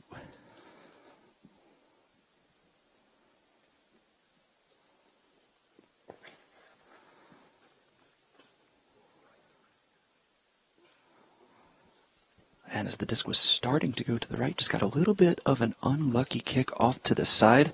And our 150 tee time is going to go over down the fairway. We're going to throw over to Terry and Robert, who have an interview and some information about the UDisc statistics that we're using all weekend. Back. I'm Robert McCall, and I'm here with Matt Kruger. Matt is the creator of an app called UDisc. And if you haven't heard about it, I want to talk about it for just a moment here. So Matt, tell us how UDisc came about. So UDisc came about because I wanted to find courses near where I lived, and there wasn't a good way to get directions on a phone. So I wanted to find a way to do that and just have one button to push to find a course. That's basically how it came about. Right, and that was a lot of previous iterations away, right? It's developed a lot since then, correct? Yeah, it's been out about 5 years now, so we've had some time to improve it, and we're working on some really big new things, integrating some of the stuff from UDisc Live, some of the stats in particular, to make a more enhanced scorekeeping experience so that you can have fairway hits and scramble percentages and things like that. And we're looking forward to releasing that a bit later this year, early next year. That's awesome. And so how did you get involved with the Disc Golf Pro Tour here? It's an interesting story. So actually Steve Dodge sent me an email, and I had never actually talked to him, but I knew who he was. And it was kind of serendipitous because I just happened to be in Boston for the first time in my entire life while I got this email from him. And then I looked up where he was based. He was based out of Leicester. And so I called him up, or I emailed him, I think, and I was like, hey, we should probably meet because you emailed me and I'm here right now for the first time ever. It was like the day that I got there. Yeah. So we went and had dinner, we talked about it, and that's kind of how it came to be. That's awesome. And it seems like, you said at the beginning that's an interesting story. It seems like a lot of stories with Steve end up being interesting stories, right? All right, so let's assume I'm a casual disc golfer. What sort of use can I have from UDisc? What kind of capabilities does it have that would be helpful for me? Right. The main things people use it for are keeping score and also finding courses. So I think most people are out there tracking all their rounds so that they can generate statistics. Right now you can, find what percentage of your shots are birdies or what percentage of your holes are birdies, bogeys, etc. You can graph all of your rounds. You can compare stuff against your friends. We have a cloud feature so you can sync all of your data to the cloud. And you can sync it to multiple devices. So you can have your tablet or your Android phone or your iPad or whatever you want all hooked up to the same backend so that you can get all the data wherever you'd like to see it. Absolutely. And, Matt, you're supposed to talk good about UDisc because, you know about it. But I've got friends and teammates over on Dynamic Discs. Dixon Jowers, in particular, a co-commentator and friend of mine who used that a lot when he was getting ready for Pro Worlds and Emporia. And so I know that a lot of people are getting great utility out of this app. So thank you so much. We're excited to see what's in the future from UDisc. Thank you. Appreciate you being here, man. You too, man. We're going to go back over to the action over here on hole 11 with our second feature card. Jamie, tell us about what's going on in this fairway right now.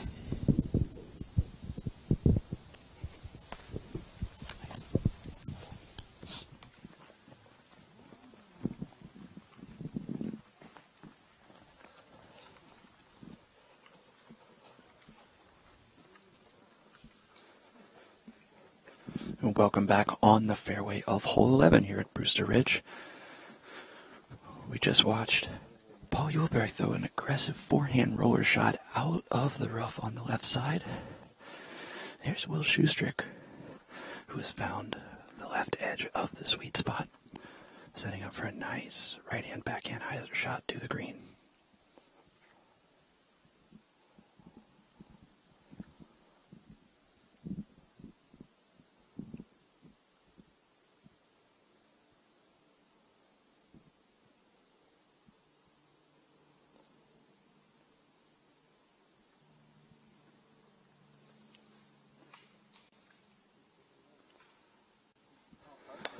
Ooh, just a little bit of love from the course there. Looked like he was traveling long. And the tree said, no, just go right by the basket. And we'll have two Pauls throw in succession.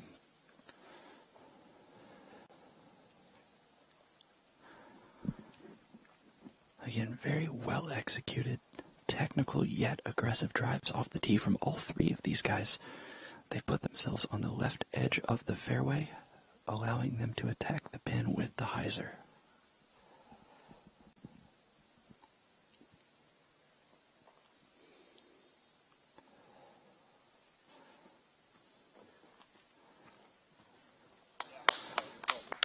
And Paul slides it right under the basket, just past, should be easily within the circle and within his range. Let's see if McBeth can follow suit. There's not really much room from this angle to try to attack the eagle. It is a pretty well protected basket.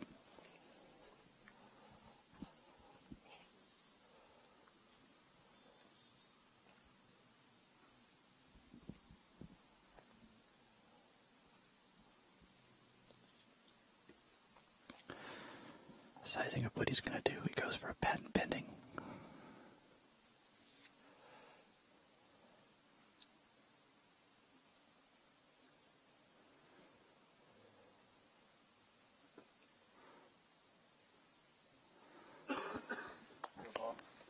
Keeps his trusty Rock 3 on the hyzer. It's a little bit early to the green. He'll be putting slightly uphill back towards the basket.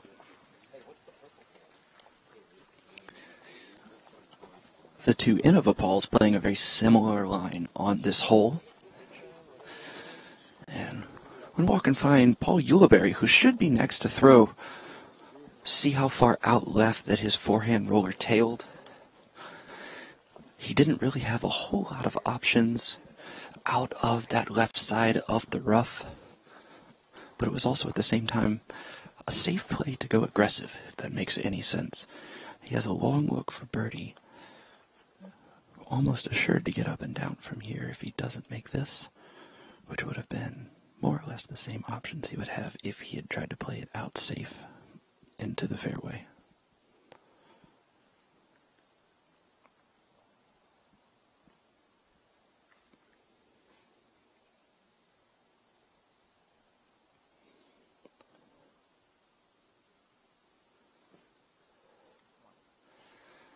And the step-through putt that is one of the signature Ulibarri moves falls just a little bit short. Again, well within all of these competitors' range. Looks like McBeth will be next to putt from, looks to be about 26, 27 feet away.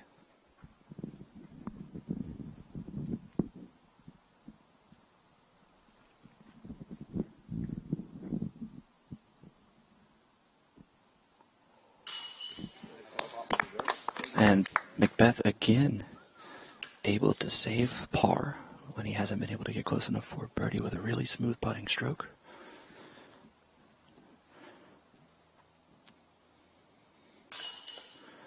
Will Schustrik has also had a really nice speed on his putt today, judging the distance very well.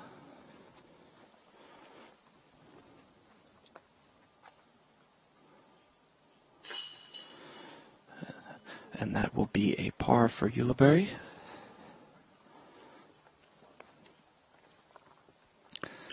And once again, Paul Ulibarri left out of the birdie frame just a little bit, and that's going to be the lead card on hole 11 as we go over to 12.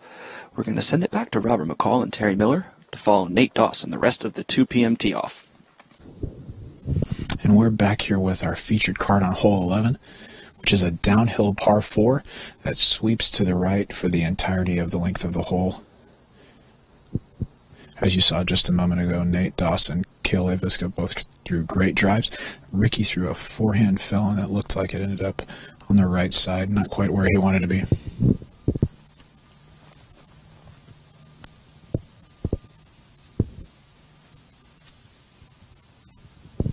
And as Steve Brinster is wont to do, he throws a standstill turnover, but he hits a branch high in the fairway, and unfortunately, when that happens sometimes, the disc will continue to fly instead of knocking straight down, and Steve's shot kicked over to the left where he's going to have some trees to contend with just to get back to the fairway. It looks like 3 might be out of the question for Steve. For the 2 tee shots that were picture-in-picture just a moment ago, I wish you could have seen Nate Dawson's TI Buzz, because he turned it out of his hand. It turned slowly the entire way and just finished on the right side of the fairway. Cale's shot came out a little bit straighter and hit a nice tree on the left side that kicked him back to the fairway. He wouldn't have been in a lot of trouble otherwise, but he did get a nice kick to be right in the center. So each of Nate and Cale are going to have the most open looks at a birdie 3 on this downhill par 4 hole 11.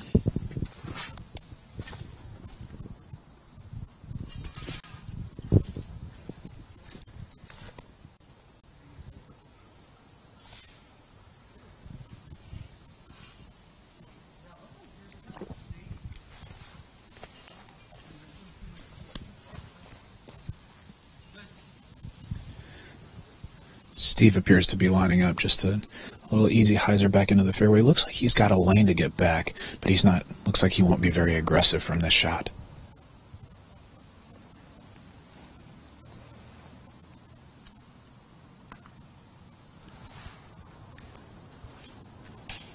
And Steve does flirt with the right side fairway and hits a tree, but he may have a decent look from there. Definitely some more trees to contend with, but not a bad shot considering the portion of the fairway he was on.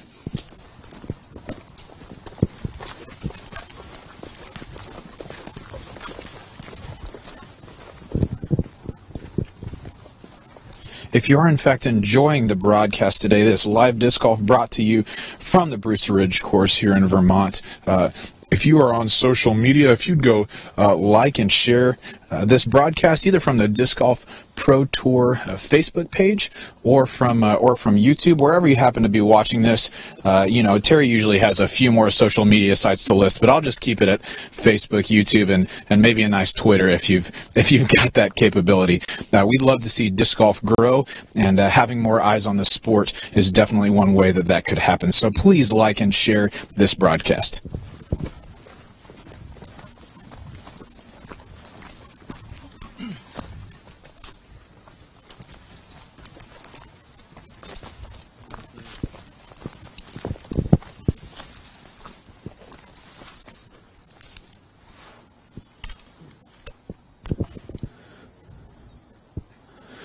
Ricky appears, well, he was at least thinking about a forehand roller for a moment. He's found himself in between a couple of trees on the right side of the fairway where it'll be difficult for an air shot to reach the basket. So it looks like he's going to take his chances with a roller here.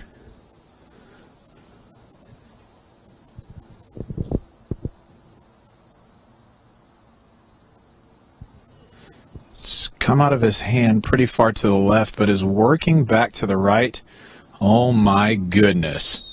Yeah, Ricky's good at disc golf, in case you were ever curious.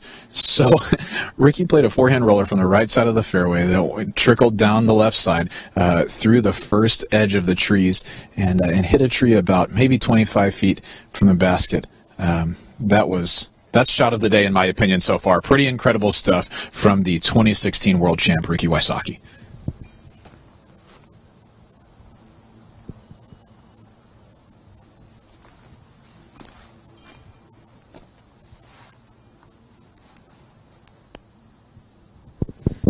Cale Leiviska goes with a straight putter down the middle, and he is smooth with it. Terry with the fancy footwork to get out of the way, and Cale has left himself with about 15 feet left to the basket. A little bit more conventional way to give yourself a look at a three than the old forehand roller.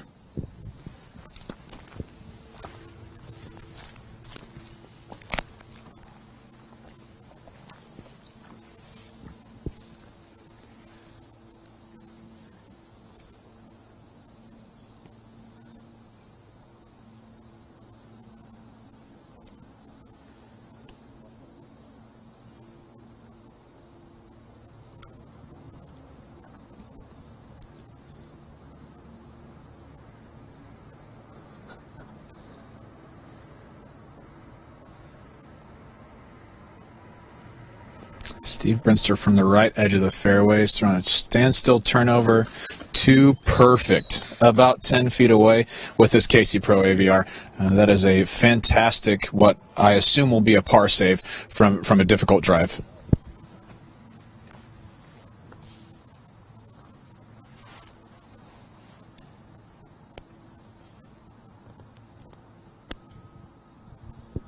And though his drive was the farthest down the fairway from the tee box, Nate Doss has found himself stymied a bit behind a group of trees. Looks like he's got his wasp in his hand for a little, maybe a stall forehand that'll just float down the hill and land softly on the ground here. This green does have the potential to run away if you put too much speed on your disc. Nate has thrown a good line but missed just a bit. He's hit a tree about 20 feet from the basket and has kicked to about 33 or 34 feet from the basket.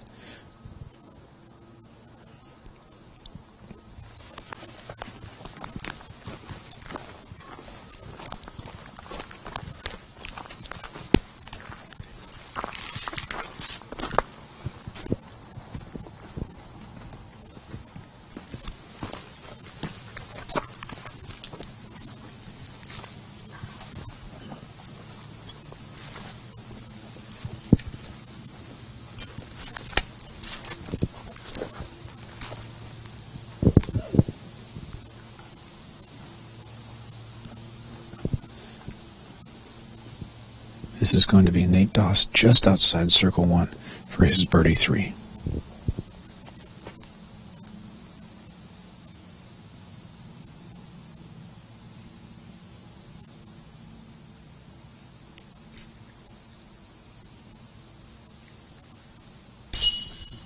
And Nate's putt hits just high left side of the basket. Gets an unfortunate splash out. On these baskets that don't have the top band, you do get that sometimes with the S-hooks and the nubs at the top. Every once in a while, there's a putt that looks like it'll stick that just won't quite get there because of those nubs. Here's Ricky Wysocki for what would be a miracle 3.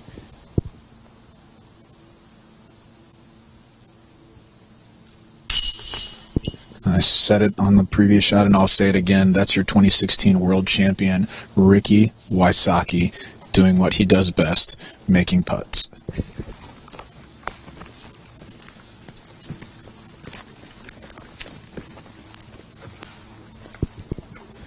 Kills put on a little half zip pull over here to drop in his 3. He's supporting the Majestic, his tournament up in Minnesota. And our other competitor, Steve Brinster, is going to drop in for a 4, and Nate Doss will drop in for a 4 as well. That's it from hole 11. We'll be moving over to hole 12 as we continue live coverage from here at the Green Mountain Championships.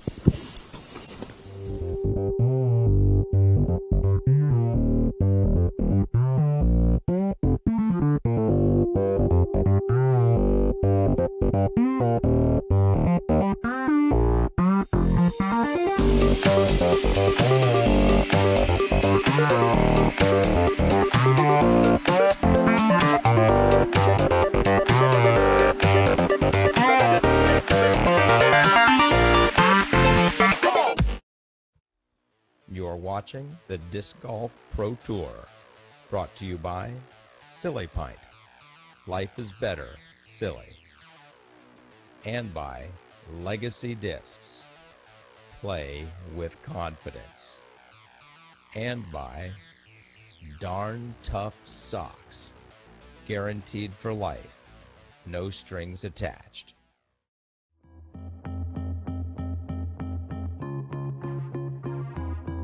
This year, we got Dodge City. Dischenko more faster around the world. Tons of fun games. The best players in the world. We need you here to complete it. We've got around the world. We've got a pro line and am line. You get up about 10 feet away. Can you fire a disc through Asia? Win some prizes. Silly Pint knockdown. You get a pyramid of pint glasses. You got to knock down your opponent's pint glasses. Hit the yellow one, lose points. You got a kid that likes to play with blocks? We've got blocks. We've got over 500 blocks here. You get 3 minutes to build the best castle you can, and then you get 4 shots to knock it down. Destruction's obviously the fun part. Disc-tac-toe. Or disc-tac-toe. Wow. Oh. Got it! Boom! Who wants some? And that's the games. Bring it on and come on down.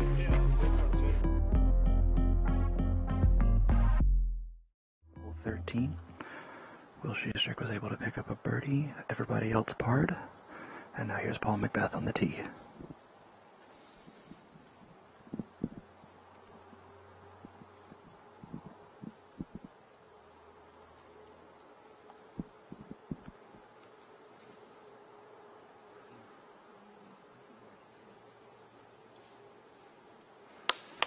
Paul just threw a big forehand shot with his destroyer. All 4 of our competitors today so far are bogey-free. Really fantastic golf being displayed by all of these guys here on this card.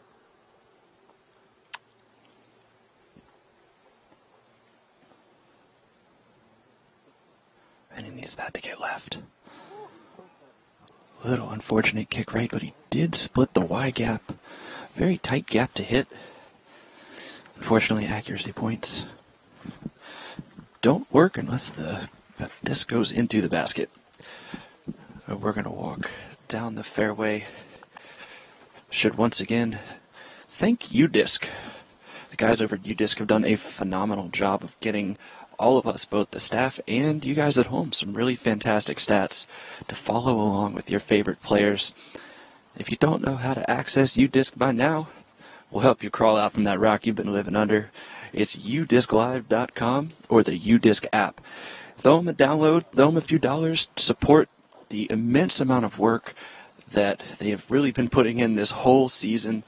And we also have to thank all of the volunteers, the scorekeepers, the spotters. Everybody has really come together. And when you have a course and a property just as beautiful as it is out here, when all of those elements come together, you can't help but be happy. And it doesn't help to be bogey-free on the card here either. Very intense competition. And Paul Oman is leading the way, currently sitting at 8 under par.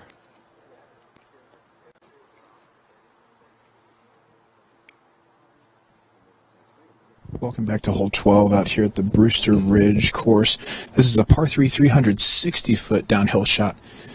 Looks really similar to one of our other par 3s, where a premium is on distance control. And the last par 3 like that, Cale absolutely parked.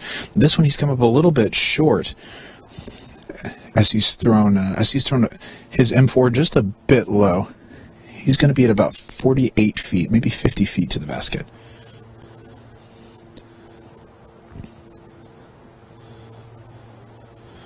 Ricky's gone with a harp down the middle. The line is pretty good just to the left. And he's hit a tree about 18 feet left of the basket. That's a great tee shot by Ricky Wysocki right there. Nate Doss has a TI Challenger in his hand.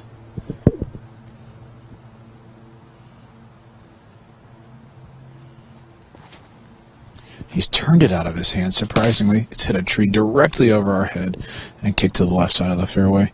He does not look pleased with that effort.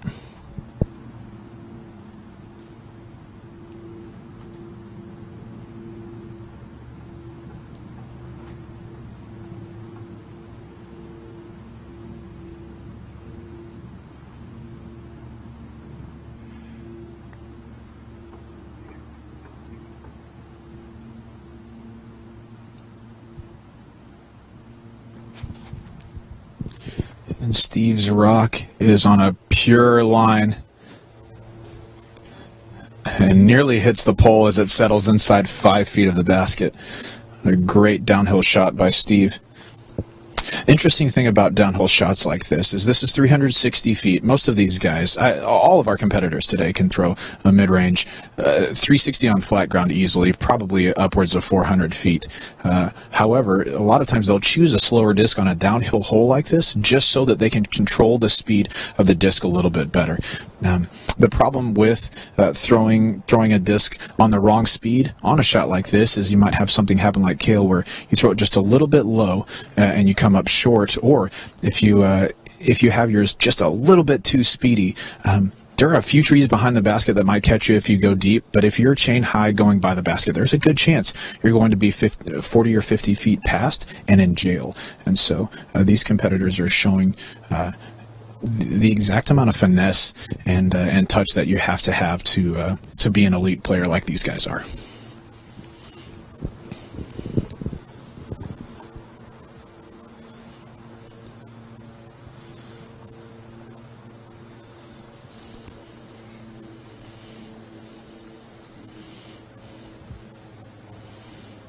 I truly believe Nate's speed would have been really nice. He just pushed it a little bit right.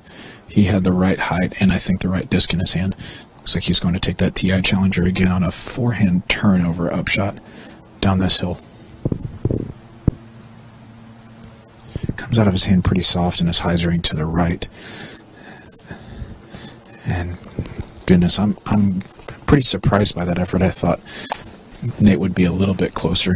He's put himself about 45 feet from the basket, looking downhill with some trees in between he and the basket.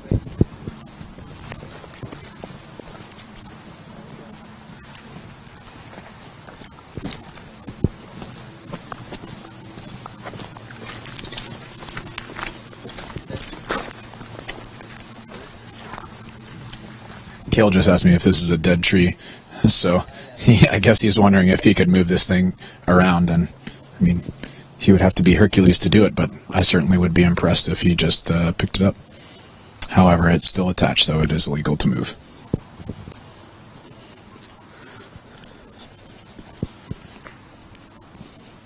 As an elite player, you're always going to be disappointed when you're throwing your third shot before the other competitors are throwing their second. That's exactly what Nate Doss is doing right now.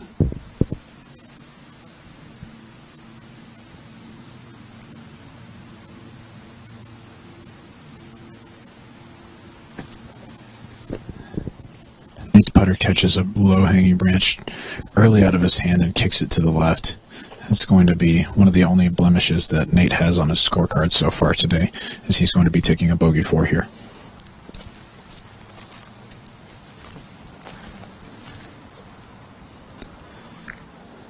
Cale's got his PA4 in his hand that he uses for kind of floaty spin putts here.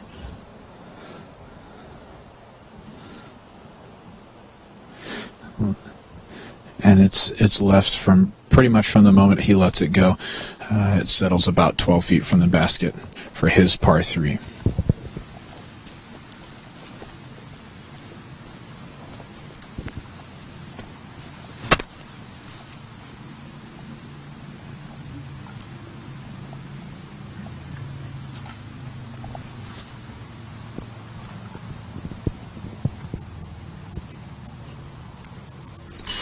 Ricky drops in for a birdie on hole 12. Ricky is putting quite a round together right now, as we'll get a score update for you here in just a few minutes.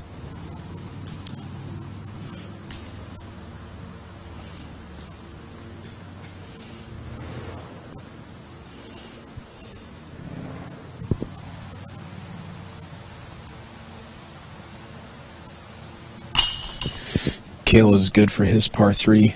Nate's going to be dropping in a bogey 4. And Steve Brinster with an absolute park job is going to tap in his 2. That's hole 12. We're going to move over to hole 13 as you hear a word from our sponsors here at the Green Mountain Championships presented by Discraft. This is the Ridge. Vibrams Ridge. My favorite, the Ridge. This is my putter. This is my go-to. This is my money. The Ridge, it's Vibram's third putter. It's got a nice flat top.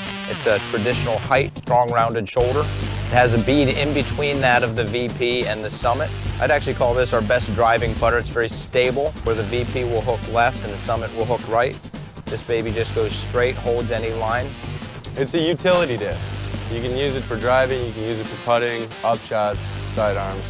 It's just very accurate. It's just how you manipulate the disc. Predominantly what I use it for is driving off the tee. It's also great for a straight 200-foot shot.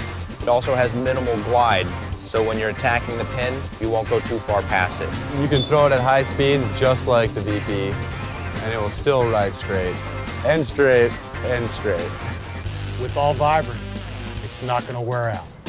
It never is going to change. The Ridge.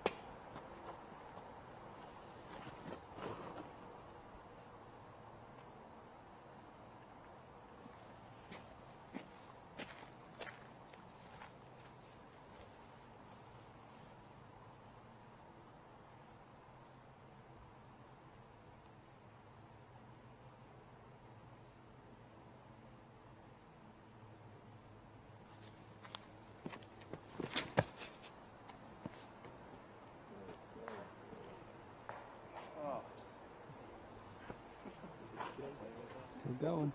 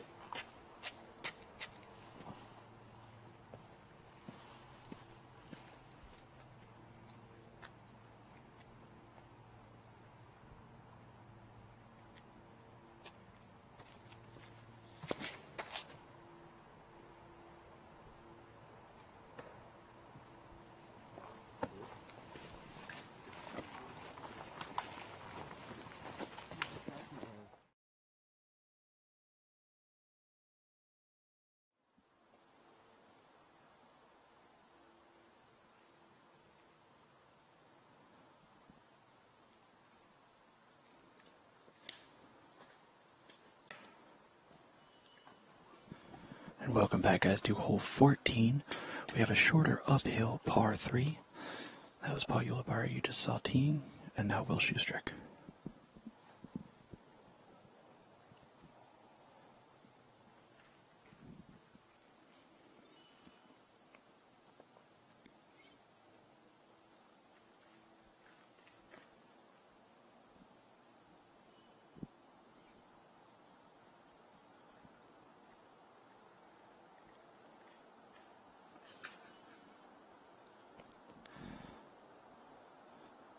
And Schustrick has pured one up the middle.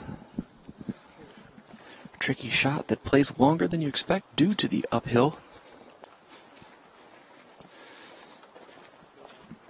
We're going to follow these guys up. You just saw Paul Oman on the previous hole with a really magnificent is the word that comes to mind birdie that he was able to capture.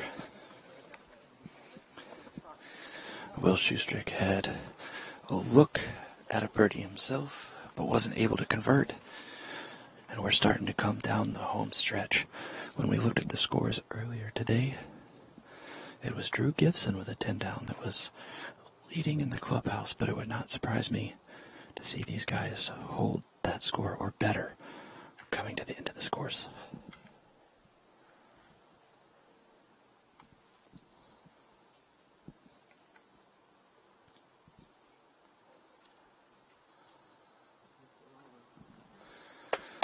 And Ulibarri sneaks through that left side.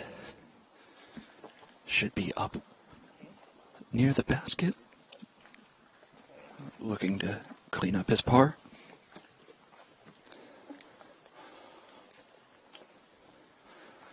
As we're trudging up one of the last uphill holes on this back nine. Out here at Brewster Ridge, the front nine is predominantly uphill and the back nine plays back down the cross-country ski slope that this course is constructed on. Now we're looking at Paul Oman just off the fairway to the left, looking for a little gap. He's chosen his putter, and this is will be a very difficult do for him here.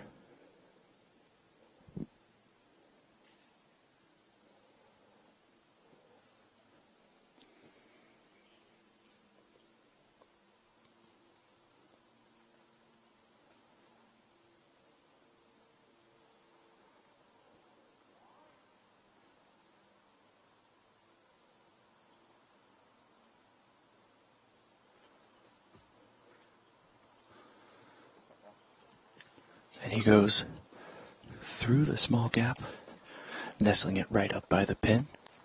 Easy threesy, as they say. I have to officially apologize to the tallest, lankiest guy on the course, probably next to Jeremy Colling. I've been pronouncing his name incorrect all day. I did ask him, it's Paul Oman. And here's another Paul Macbeth. Pin high. Just outside of 20 feet, looking for birdie.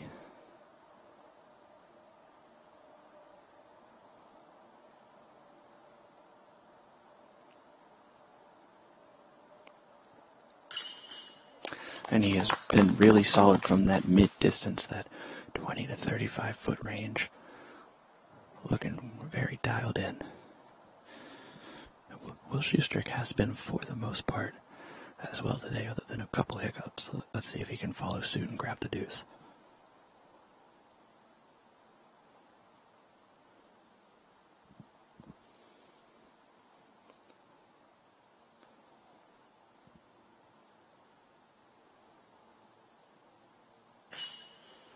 And sneaks it in just over the lip.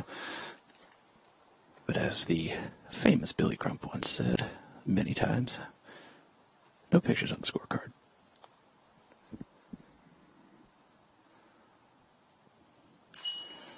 And there's a par cleanup from Ulibarri, who he's been a little bit scattered off the tee, but he's been able to clean up his pars, really make some good scrambles, and stay in contention in this first round. And as we get closer and closer to the end of round one, let's throw it back over to Robert and Terry. See what's going on with Nate Doss, Wasaki, and the rest of the 2 o'clock card.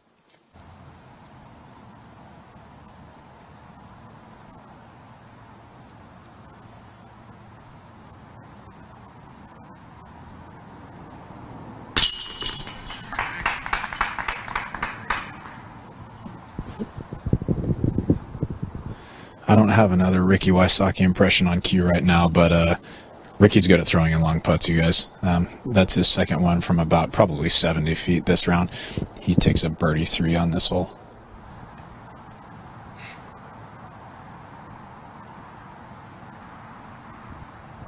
Steve Brinster for his 3 after an interesting roller off the box with a couple of weird kicks.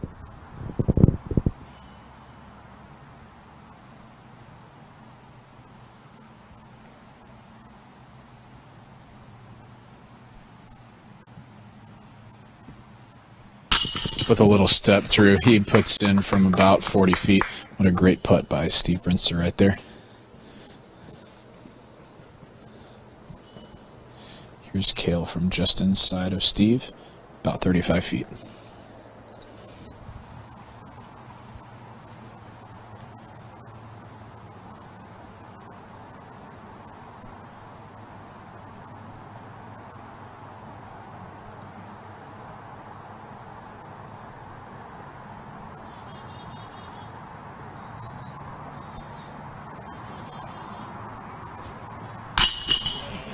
Wow, and Cale follows through all the way to his chest on the ground, but he makes good on his putt just outside the circle for his birdie 3, leaving Nate to be the only competitor not to take a birdie 3. Looks like he'll drop in for his par 4 here on hole 13.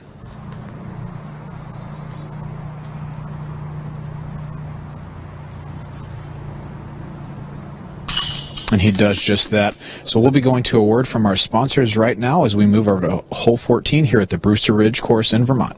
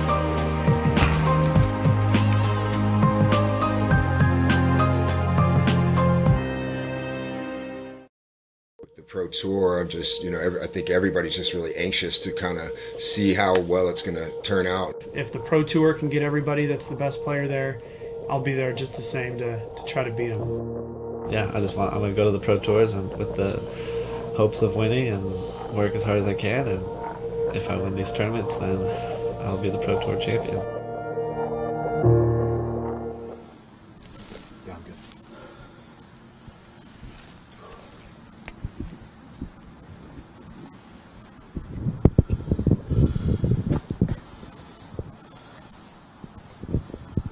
We're back here on hole 14, which is an uphill par 3, 260 feet. Ricky threw his gold line triple X on a turnover line that flexed back to the left and hit a tree. Looks like he's benefiting from the world champ love that we hear about so often.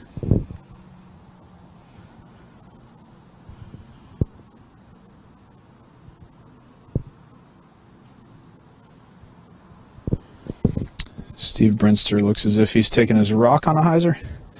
Gets caught up by the last stump in between his disc and the basket, but he'll still be inside the circle, right at about 30 feet or so.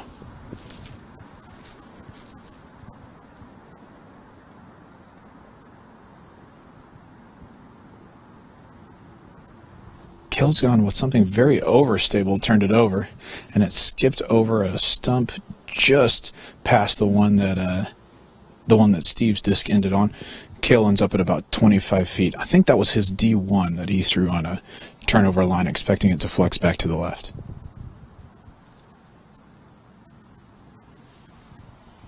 And Nate's gone with his Z-Wasp, and he's thrown the best shot of the bunch. He's landed at about 8 feet away, and We've got one spectator who is thrilled to see that tee shot as she gives him a round of applause. This is another one of the par 3s on this course that seems like you should be getting a birdie on it if you are an elite player here. 260 feet uphill, you can choose a variety of discs and honestly a variety of shot shapes. You can throw a hyzer that flips to flat, or as we saw some of our competitors do, I think just to compensate for the uphill, they threw an anhyzer a little bit harder than they normally would and just expected it to swing back to the left. Each of our competitors will be inside the circle looking at a birdie putt on this uphill hole 14.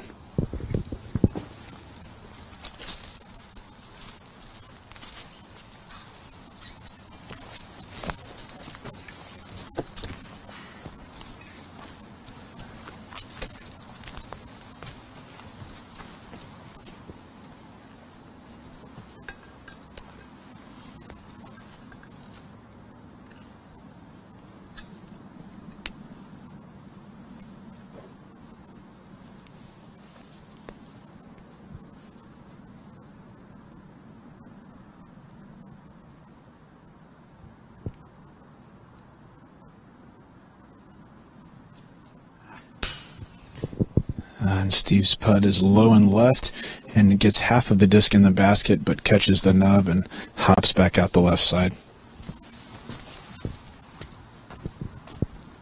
Next up will be Cale Leiviska.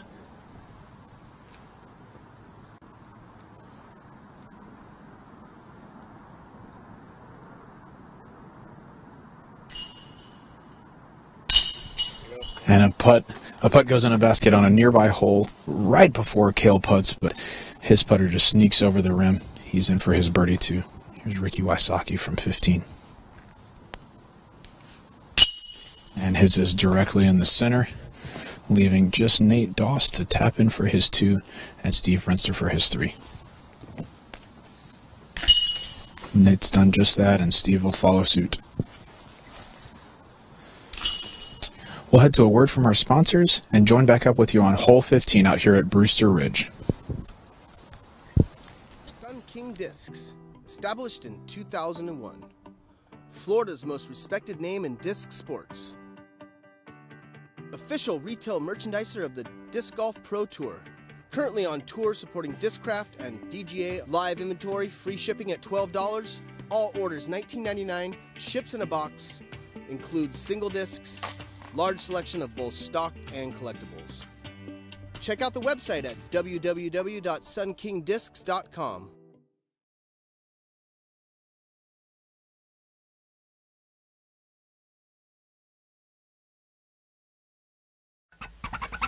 This new disc is the Ibex. Vibrum's first mid-range. Very exciting disc. It's a very forgiving straight flyer. If you don't have too much power, this thing's still going to fly nice and straight for you.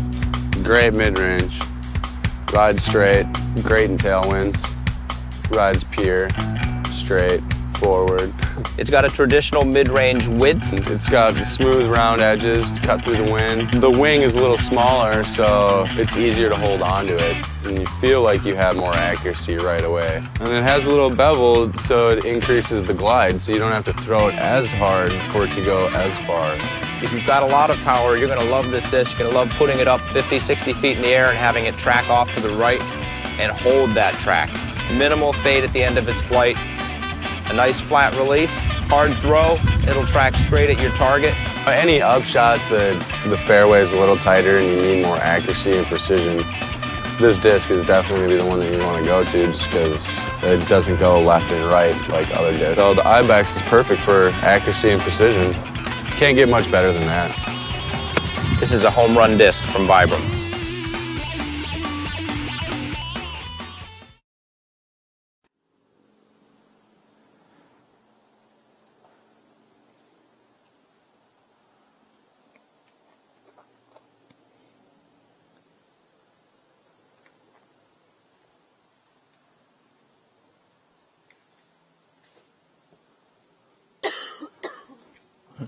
Back here on the tee of 16, Will Schustrick's forehand drive has gotten all the way down. Just before we came back, we saw Paul McBeth throw the first out-of-bounds drive of anybody on this card all day. Fourth to tee will be Paul Oman.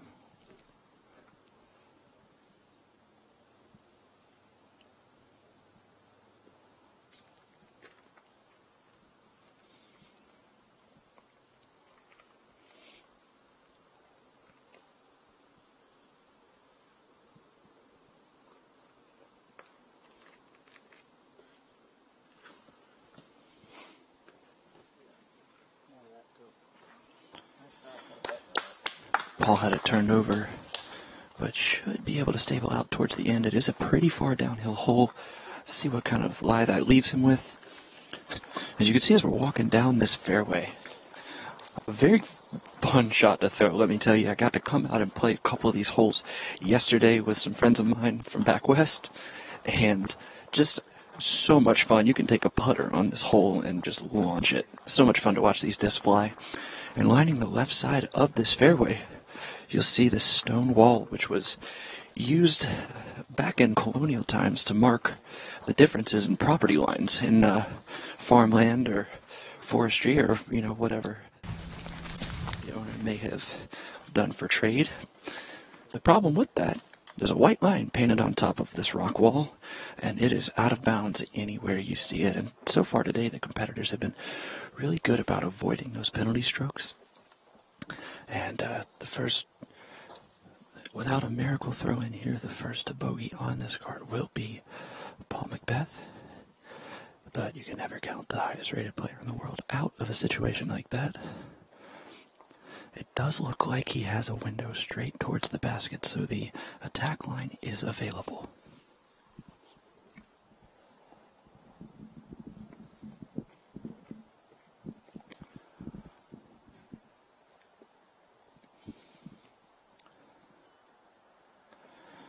The card has given him his mark. His footing is decent considering the rock wall around him.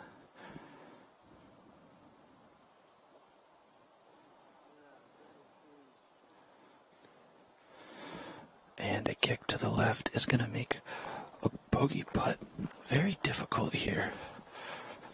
McBeth has just thrown 2 less than ideal shots in a row with that pink rock 3. Of all of the discs on his back, that seems to be the one he's had or been the least familiar with today. And you have to wonder if it's the elevation up here in the mountains of Vermont that kind of affects the stability.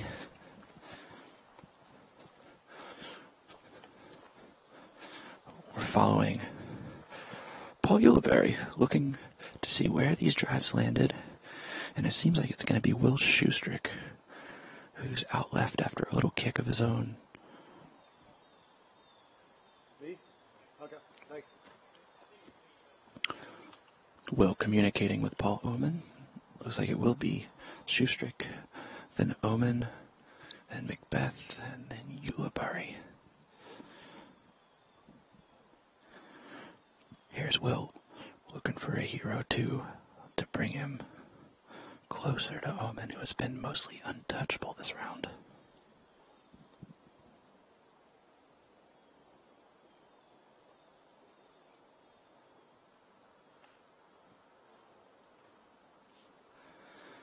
And that'll sit in the sunshine right by the basket. Should be a routine par. And here's Paul Oman. We saw him with a similar length putt earlier on the front 9. It was uphill that time, but he was able to can it. And he's had a really good feel.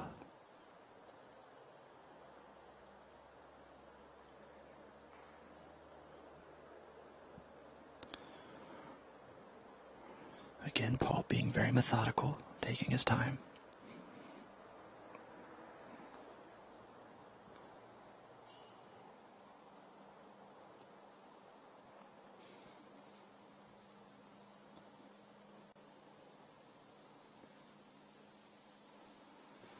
Oh, and a beautiful line at the basket, just leaving it a little short, misjudging the downhill a slight amount. And that would have put him at 10 down and tied for what I believe to still be the hot round in the clubhouse. And here's McBeth to save bogey.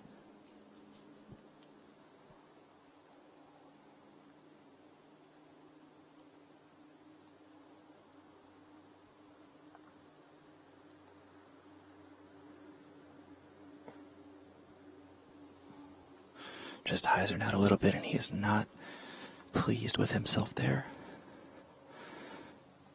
Provided he makes that putt, that will be a double bogey 5 and drop him back to 7 under par. Which, if Paul Ulibarri can hit this putt, will bring him to 7.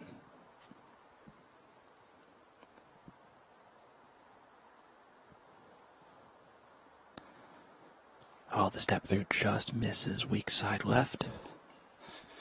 And he'll remain at 6 under par with 2 more holes to play. A very treacherous hole. Our 150 group will play it over par. McBeth really wants to stop the bleeding here.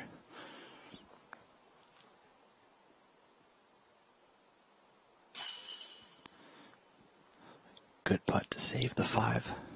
And he'll drop to 7 under par, which is by no means out of the race, but it does hurt quite a bit being this late in the round, changing that positioning from tied to the lead to 3rd place on this card with a really strong 2 o'clock card right behind him. We'll watch Paul Ulibarri tap out his par here. We're going to check out a word from our sponsors. This is the Green Mountain Championships 2016 on the Disc Golf Pro Tour.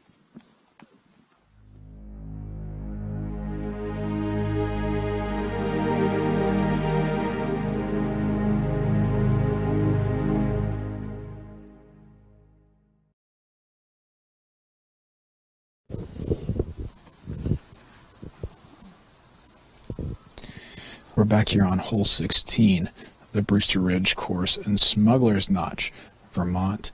I guess that's not the city, it's the resort, but it is still, it's awesome. Let's just put it that way. This is a fantastic place to be. We're catching up with our competitors after hole 15, which plays as an island hole. It's a huge island. 3 of our competitors took pars while we saw Cale Leiviska hit a tree and miss the island. He took a 5. Ricky Wysocki takes a forehand felon down the left side of the fairway here and hits the rock wall. He's sat down short of the trees that you want to navigate to get to the basket. Doesn't look like he'll have much of a look at a birdie. Here's Nate Doss with his Z-Force for his forehand shot.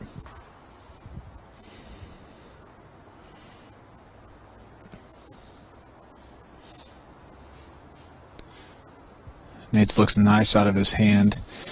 Catches a little leaf on the way in and settles at about 40 feet. Hole 16 is downhill just over 400 feet. And it is, from the tee box, it looks like it sweeps dramatically to the right. But when you're looking back up at the box, it kind of just rides slowly to the right. So a backhand turnover is a good shape for this.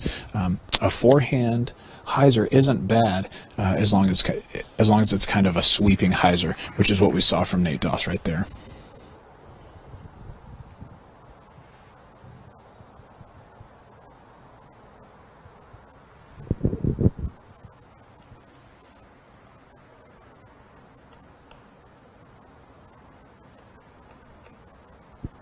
And on downhill 400 foot plus holes, Steve Brinster just throws a standstill rock.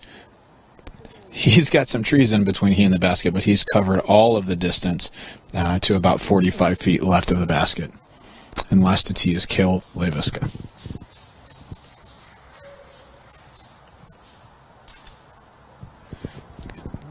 Cale's drive is high and left out of his hand. Just continues to trickle down the fairway. He's going to be on the left side of the fairway, but with what looks like a relatively easy hyzer to save his par 3. Wanted to give you a brief score update. This is courtesy of the UDisc app that we mentioned earlier. Matt is putting in a ton of work to make sure that UDisc is the premier scoring and live scoring app for disc golfers. And so right now in the lead, we've got Ricky Wysocki. He is 11 under through 15 holes. And then we've got 4 players who have already completed their round at 10 under par. They shot 50s on the day. So that's Nate Sexton, Michael Johansson, Jeremy Colling, and Drew Gibson are all sitting at 10 under par right now.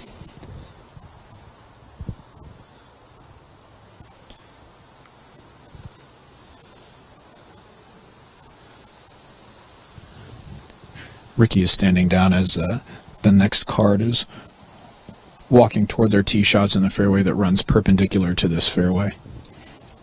While he stands down, I'll tell you that Paul McBeth is sitting at 9 under par through 16 holes. Paul Oman is also at 9 under par through 15. Greg Barsby 9 under through 17. And then Don Smith and Devin Owens joining them with completed rounds of 9 under par 51s.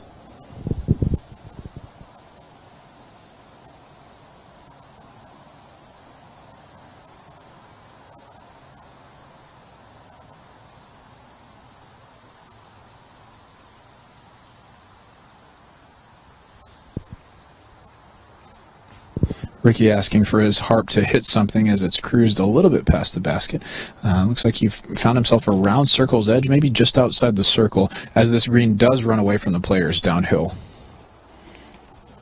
For our other two competitors on our card, we've got Steve Brinster, who's sitting at 2 under par currently. Kale Lavisk at 6 under par, and Nate Doss at 7 under par.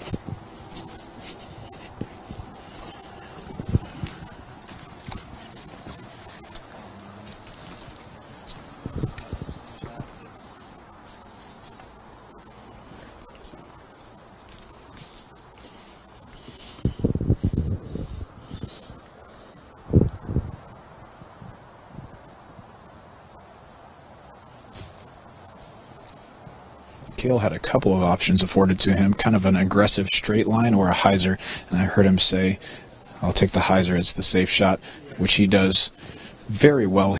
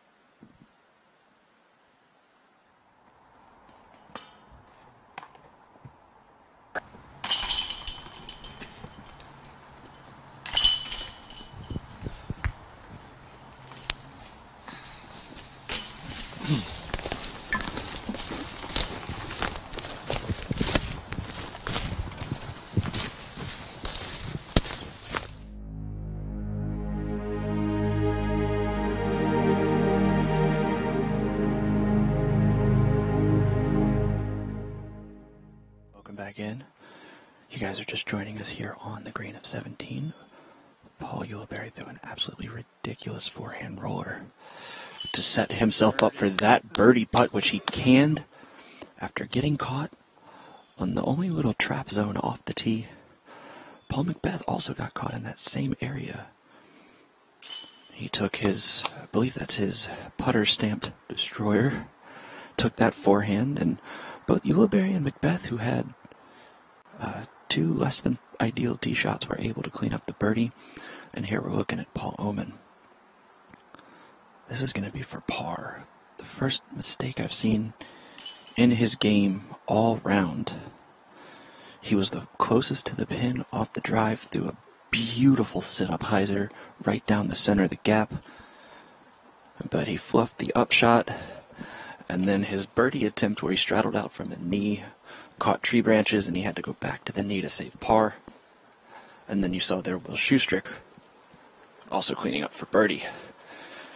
We're following our first of 2 feature cards to the very last hole here at Brewster Ridge Disc Golf Course. Just past the Notch. We're in Smugs, Vermont for the Green Mountain Championships 2016. Once again, you got to thank everybody for tuning in today. The rain subsided after a very stormy and humid practice round yesterday. The sun has come out. The leaves aren't quite turning. We're just holding on to the last few days of summer up in this region. But you could feel a little bit of the fall chill setting in here as we go to the 18th hole, the 345-foot par 3. Definitely one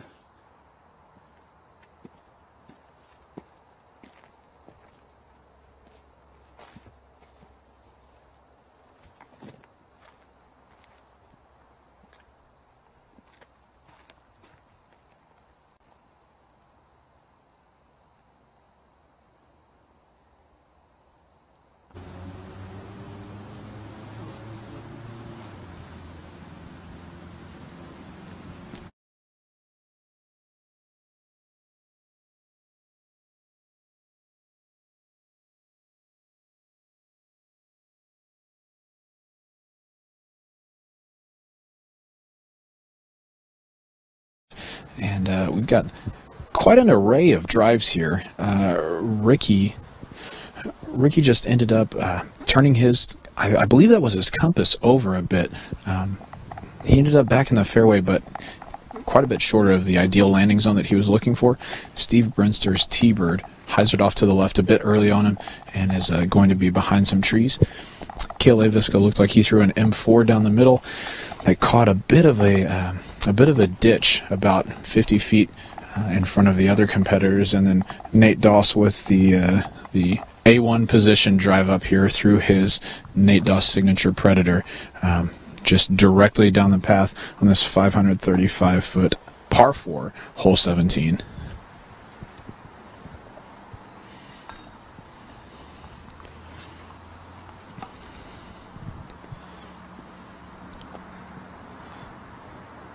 You might not have been able to see it, but Ricky was visibly frustrated after his bogey on hole 16. That's been the only bogey that he's had all day, and so it seemed like it affected him on his drive on 17 as well, as he threw it low and to the right.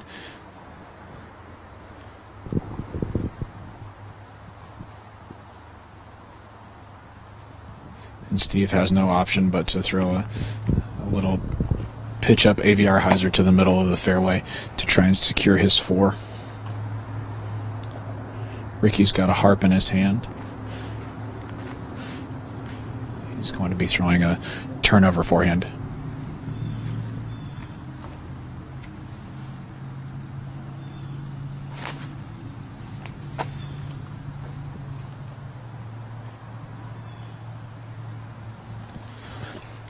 And Ricky does get some applause. His harp skirted the left side of the fairway, but looked like it fought through most of the trees to make it inside of the circle for a look at his birdie 3.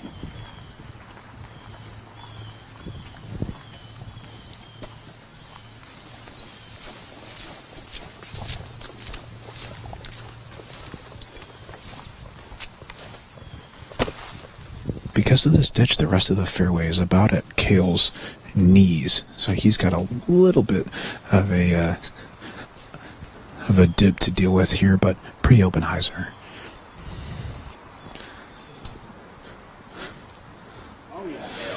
Cale gets a nice little reverse skip from his putter on the side of the hill to what looks like about 15 feet. The great shot.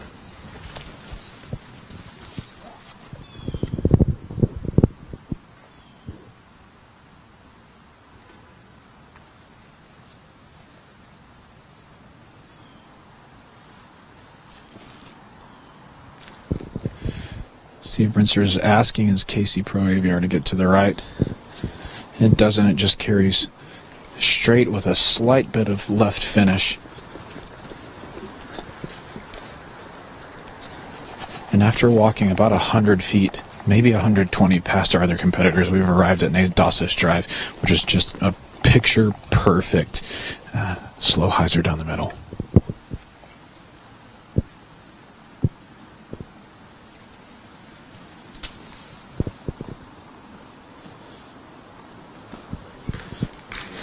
Nate throws a smooth challenger hyzer. Looks like he's put himself inside 20 feet.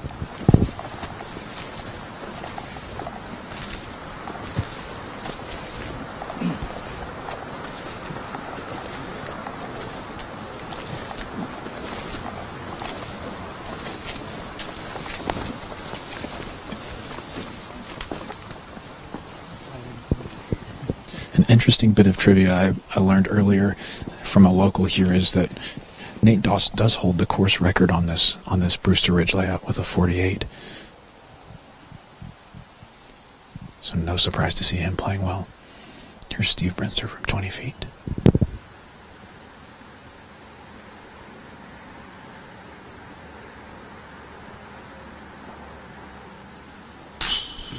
Oh goodness, and Steve just chuckles as his AVR cuts through the right side of the chains.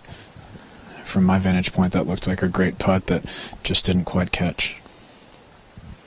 There's Ricky Wysocki from a knee for his birdie 3.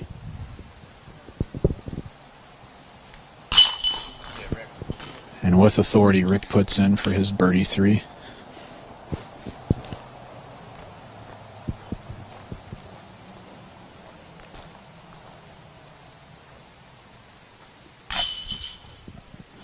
Wow, Nate Doss's putt comes out high and right side, and it does not stick in the basket. He's going to have to settle for a par 4. Kale Leviska is in for his birdie 3. The others are going to tap in for 4 and 5 respectively. We're moving on to hole 18 here at the Brewster Ridge course. Stay tuned as we hear a word from our sponsors.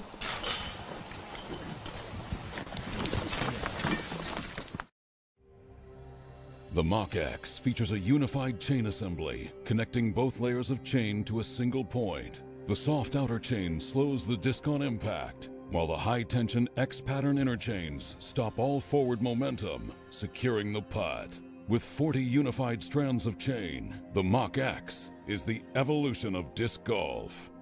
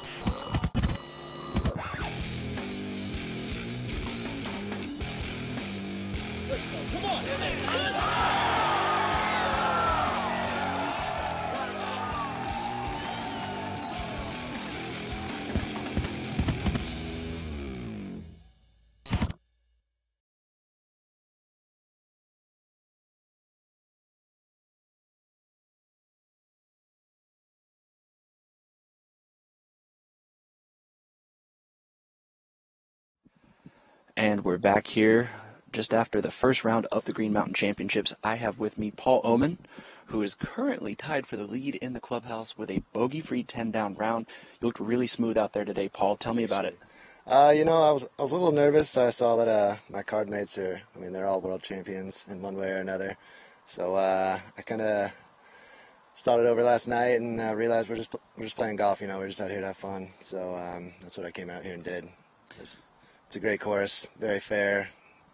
I mean, it's hard not to have fun out here. It really is beautiful out here, as we've been echoing on the broadcast all day.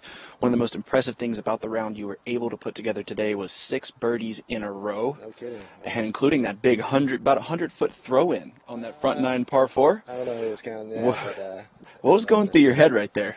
Like I said, I was trying to just stay out of my head at that point, I think. I mean, those guys created a nice flow for the card, and yeah, I think that putt was really nice. Like you said, 6 birdies in a row. I wasn't really counting. I was just playing golf, throwing them straight.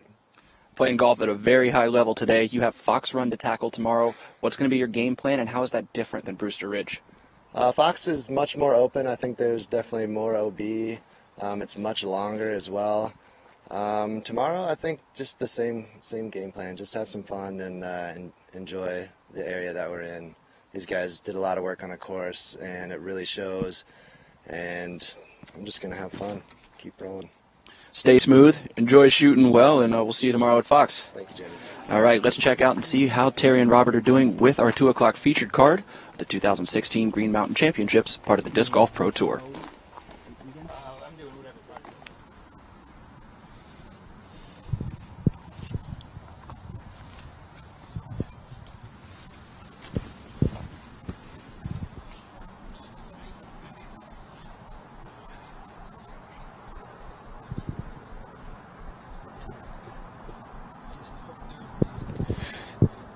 Welcome back to hole 18 here at the Brewster Ridge course. We've got our competitors and a small gallery walking up the fairway on the closing hole of this first round. Three of our competitors are going to have looks at birdie 2s here. Looks as if Nate Doss is a bit shorter than the others.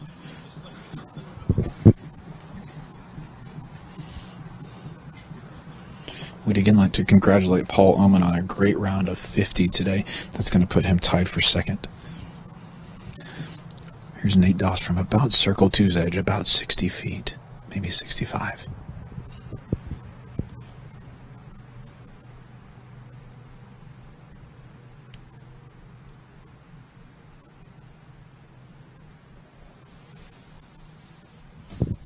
And Nate's putt is just on the left side. It's going to leave him about 12 feet for his par 3.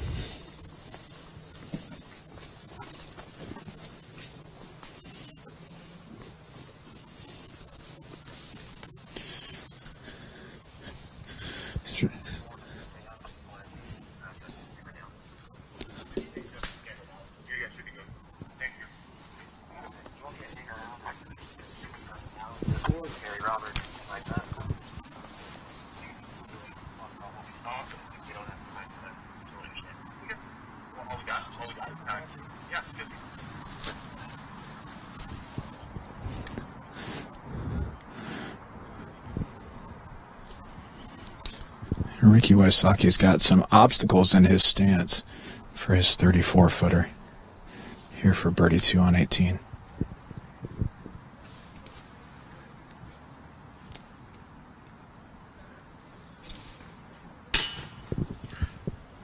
And Ricky's stab from 34 is just low.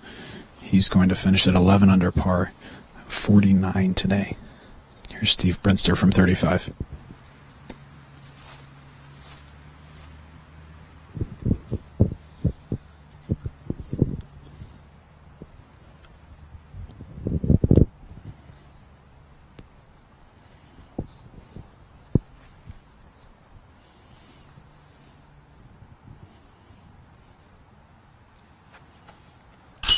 And Steve Brinster makes good from 35, 36 feet to close his round.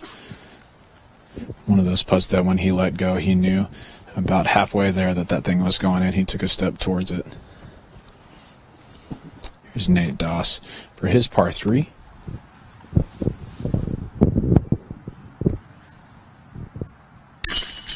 He's good for 3 on 18. Kale's going to drop in for his 2 after a fantastic drive.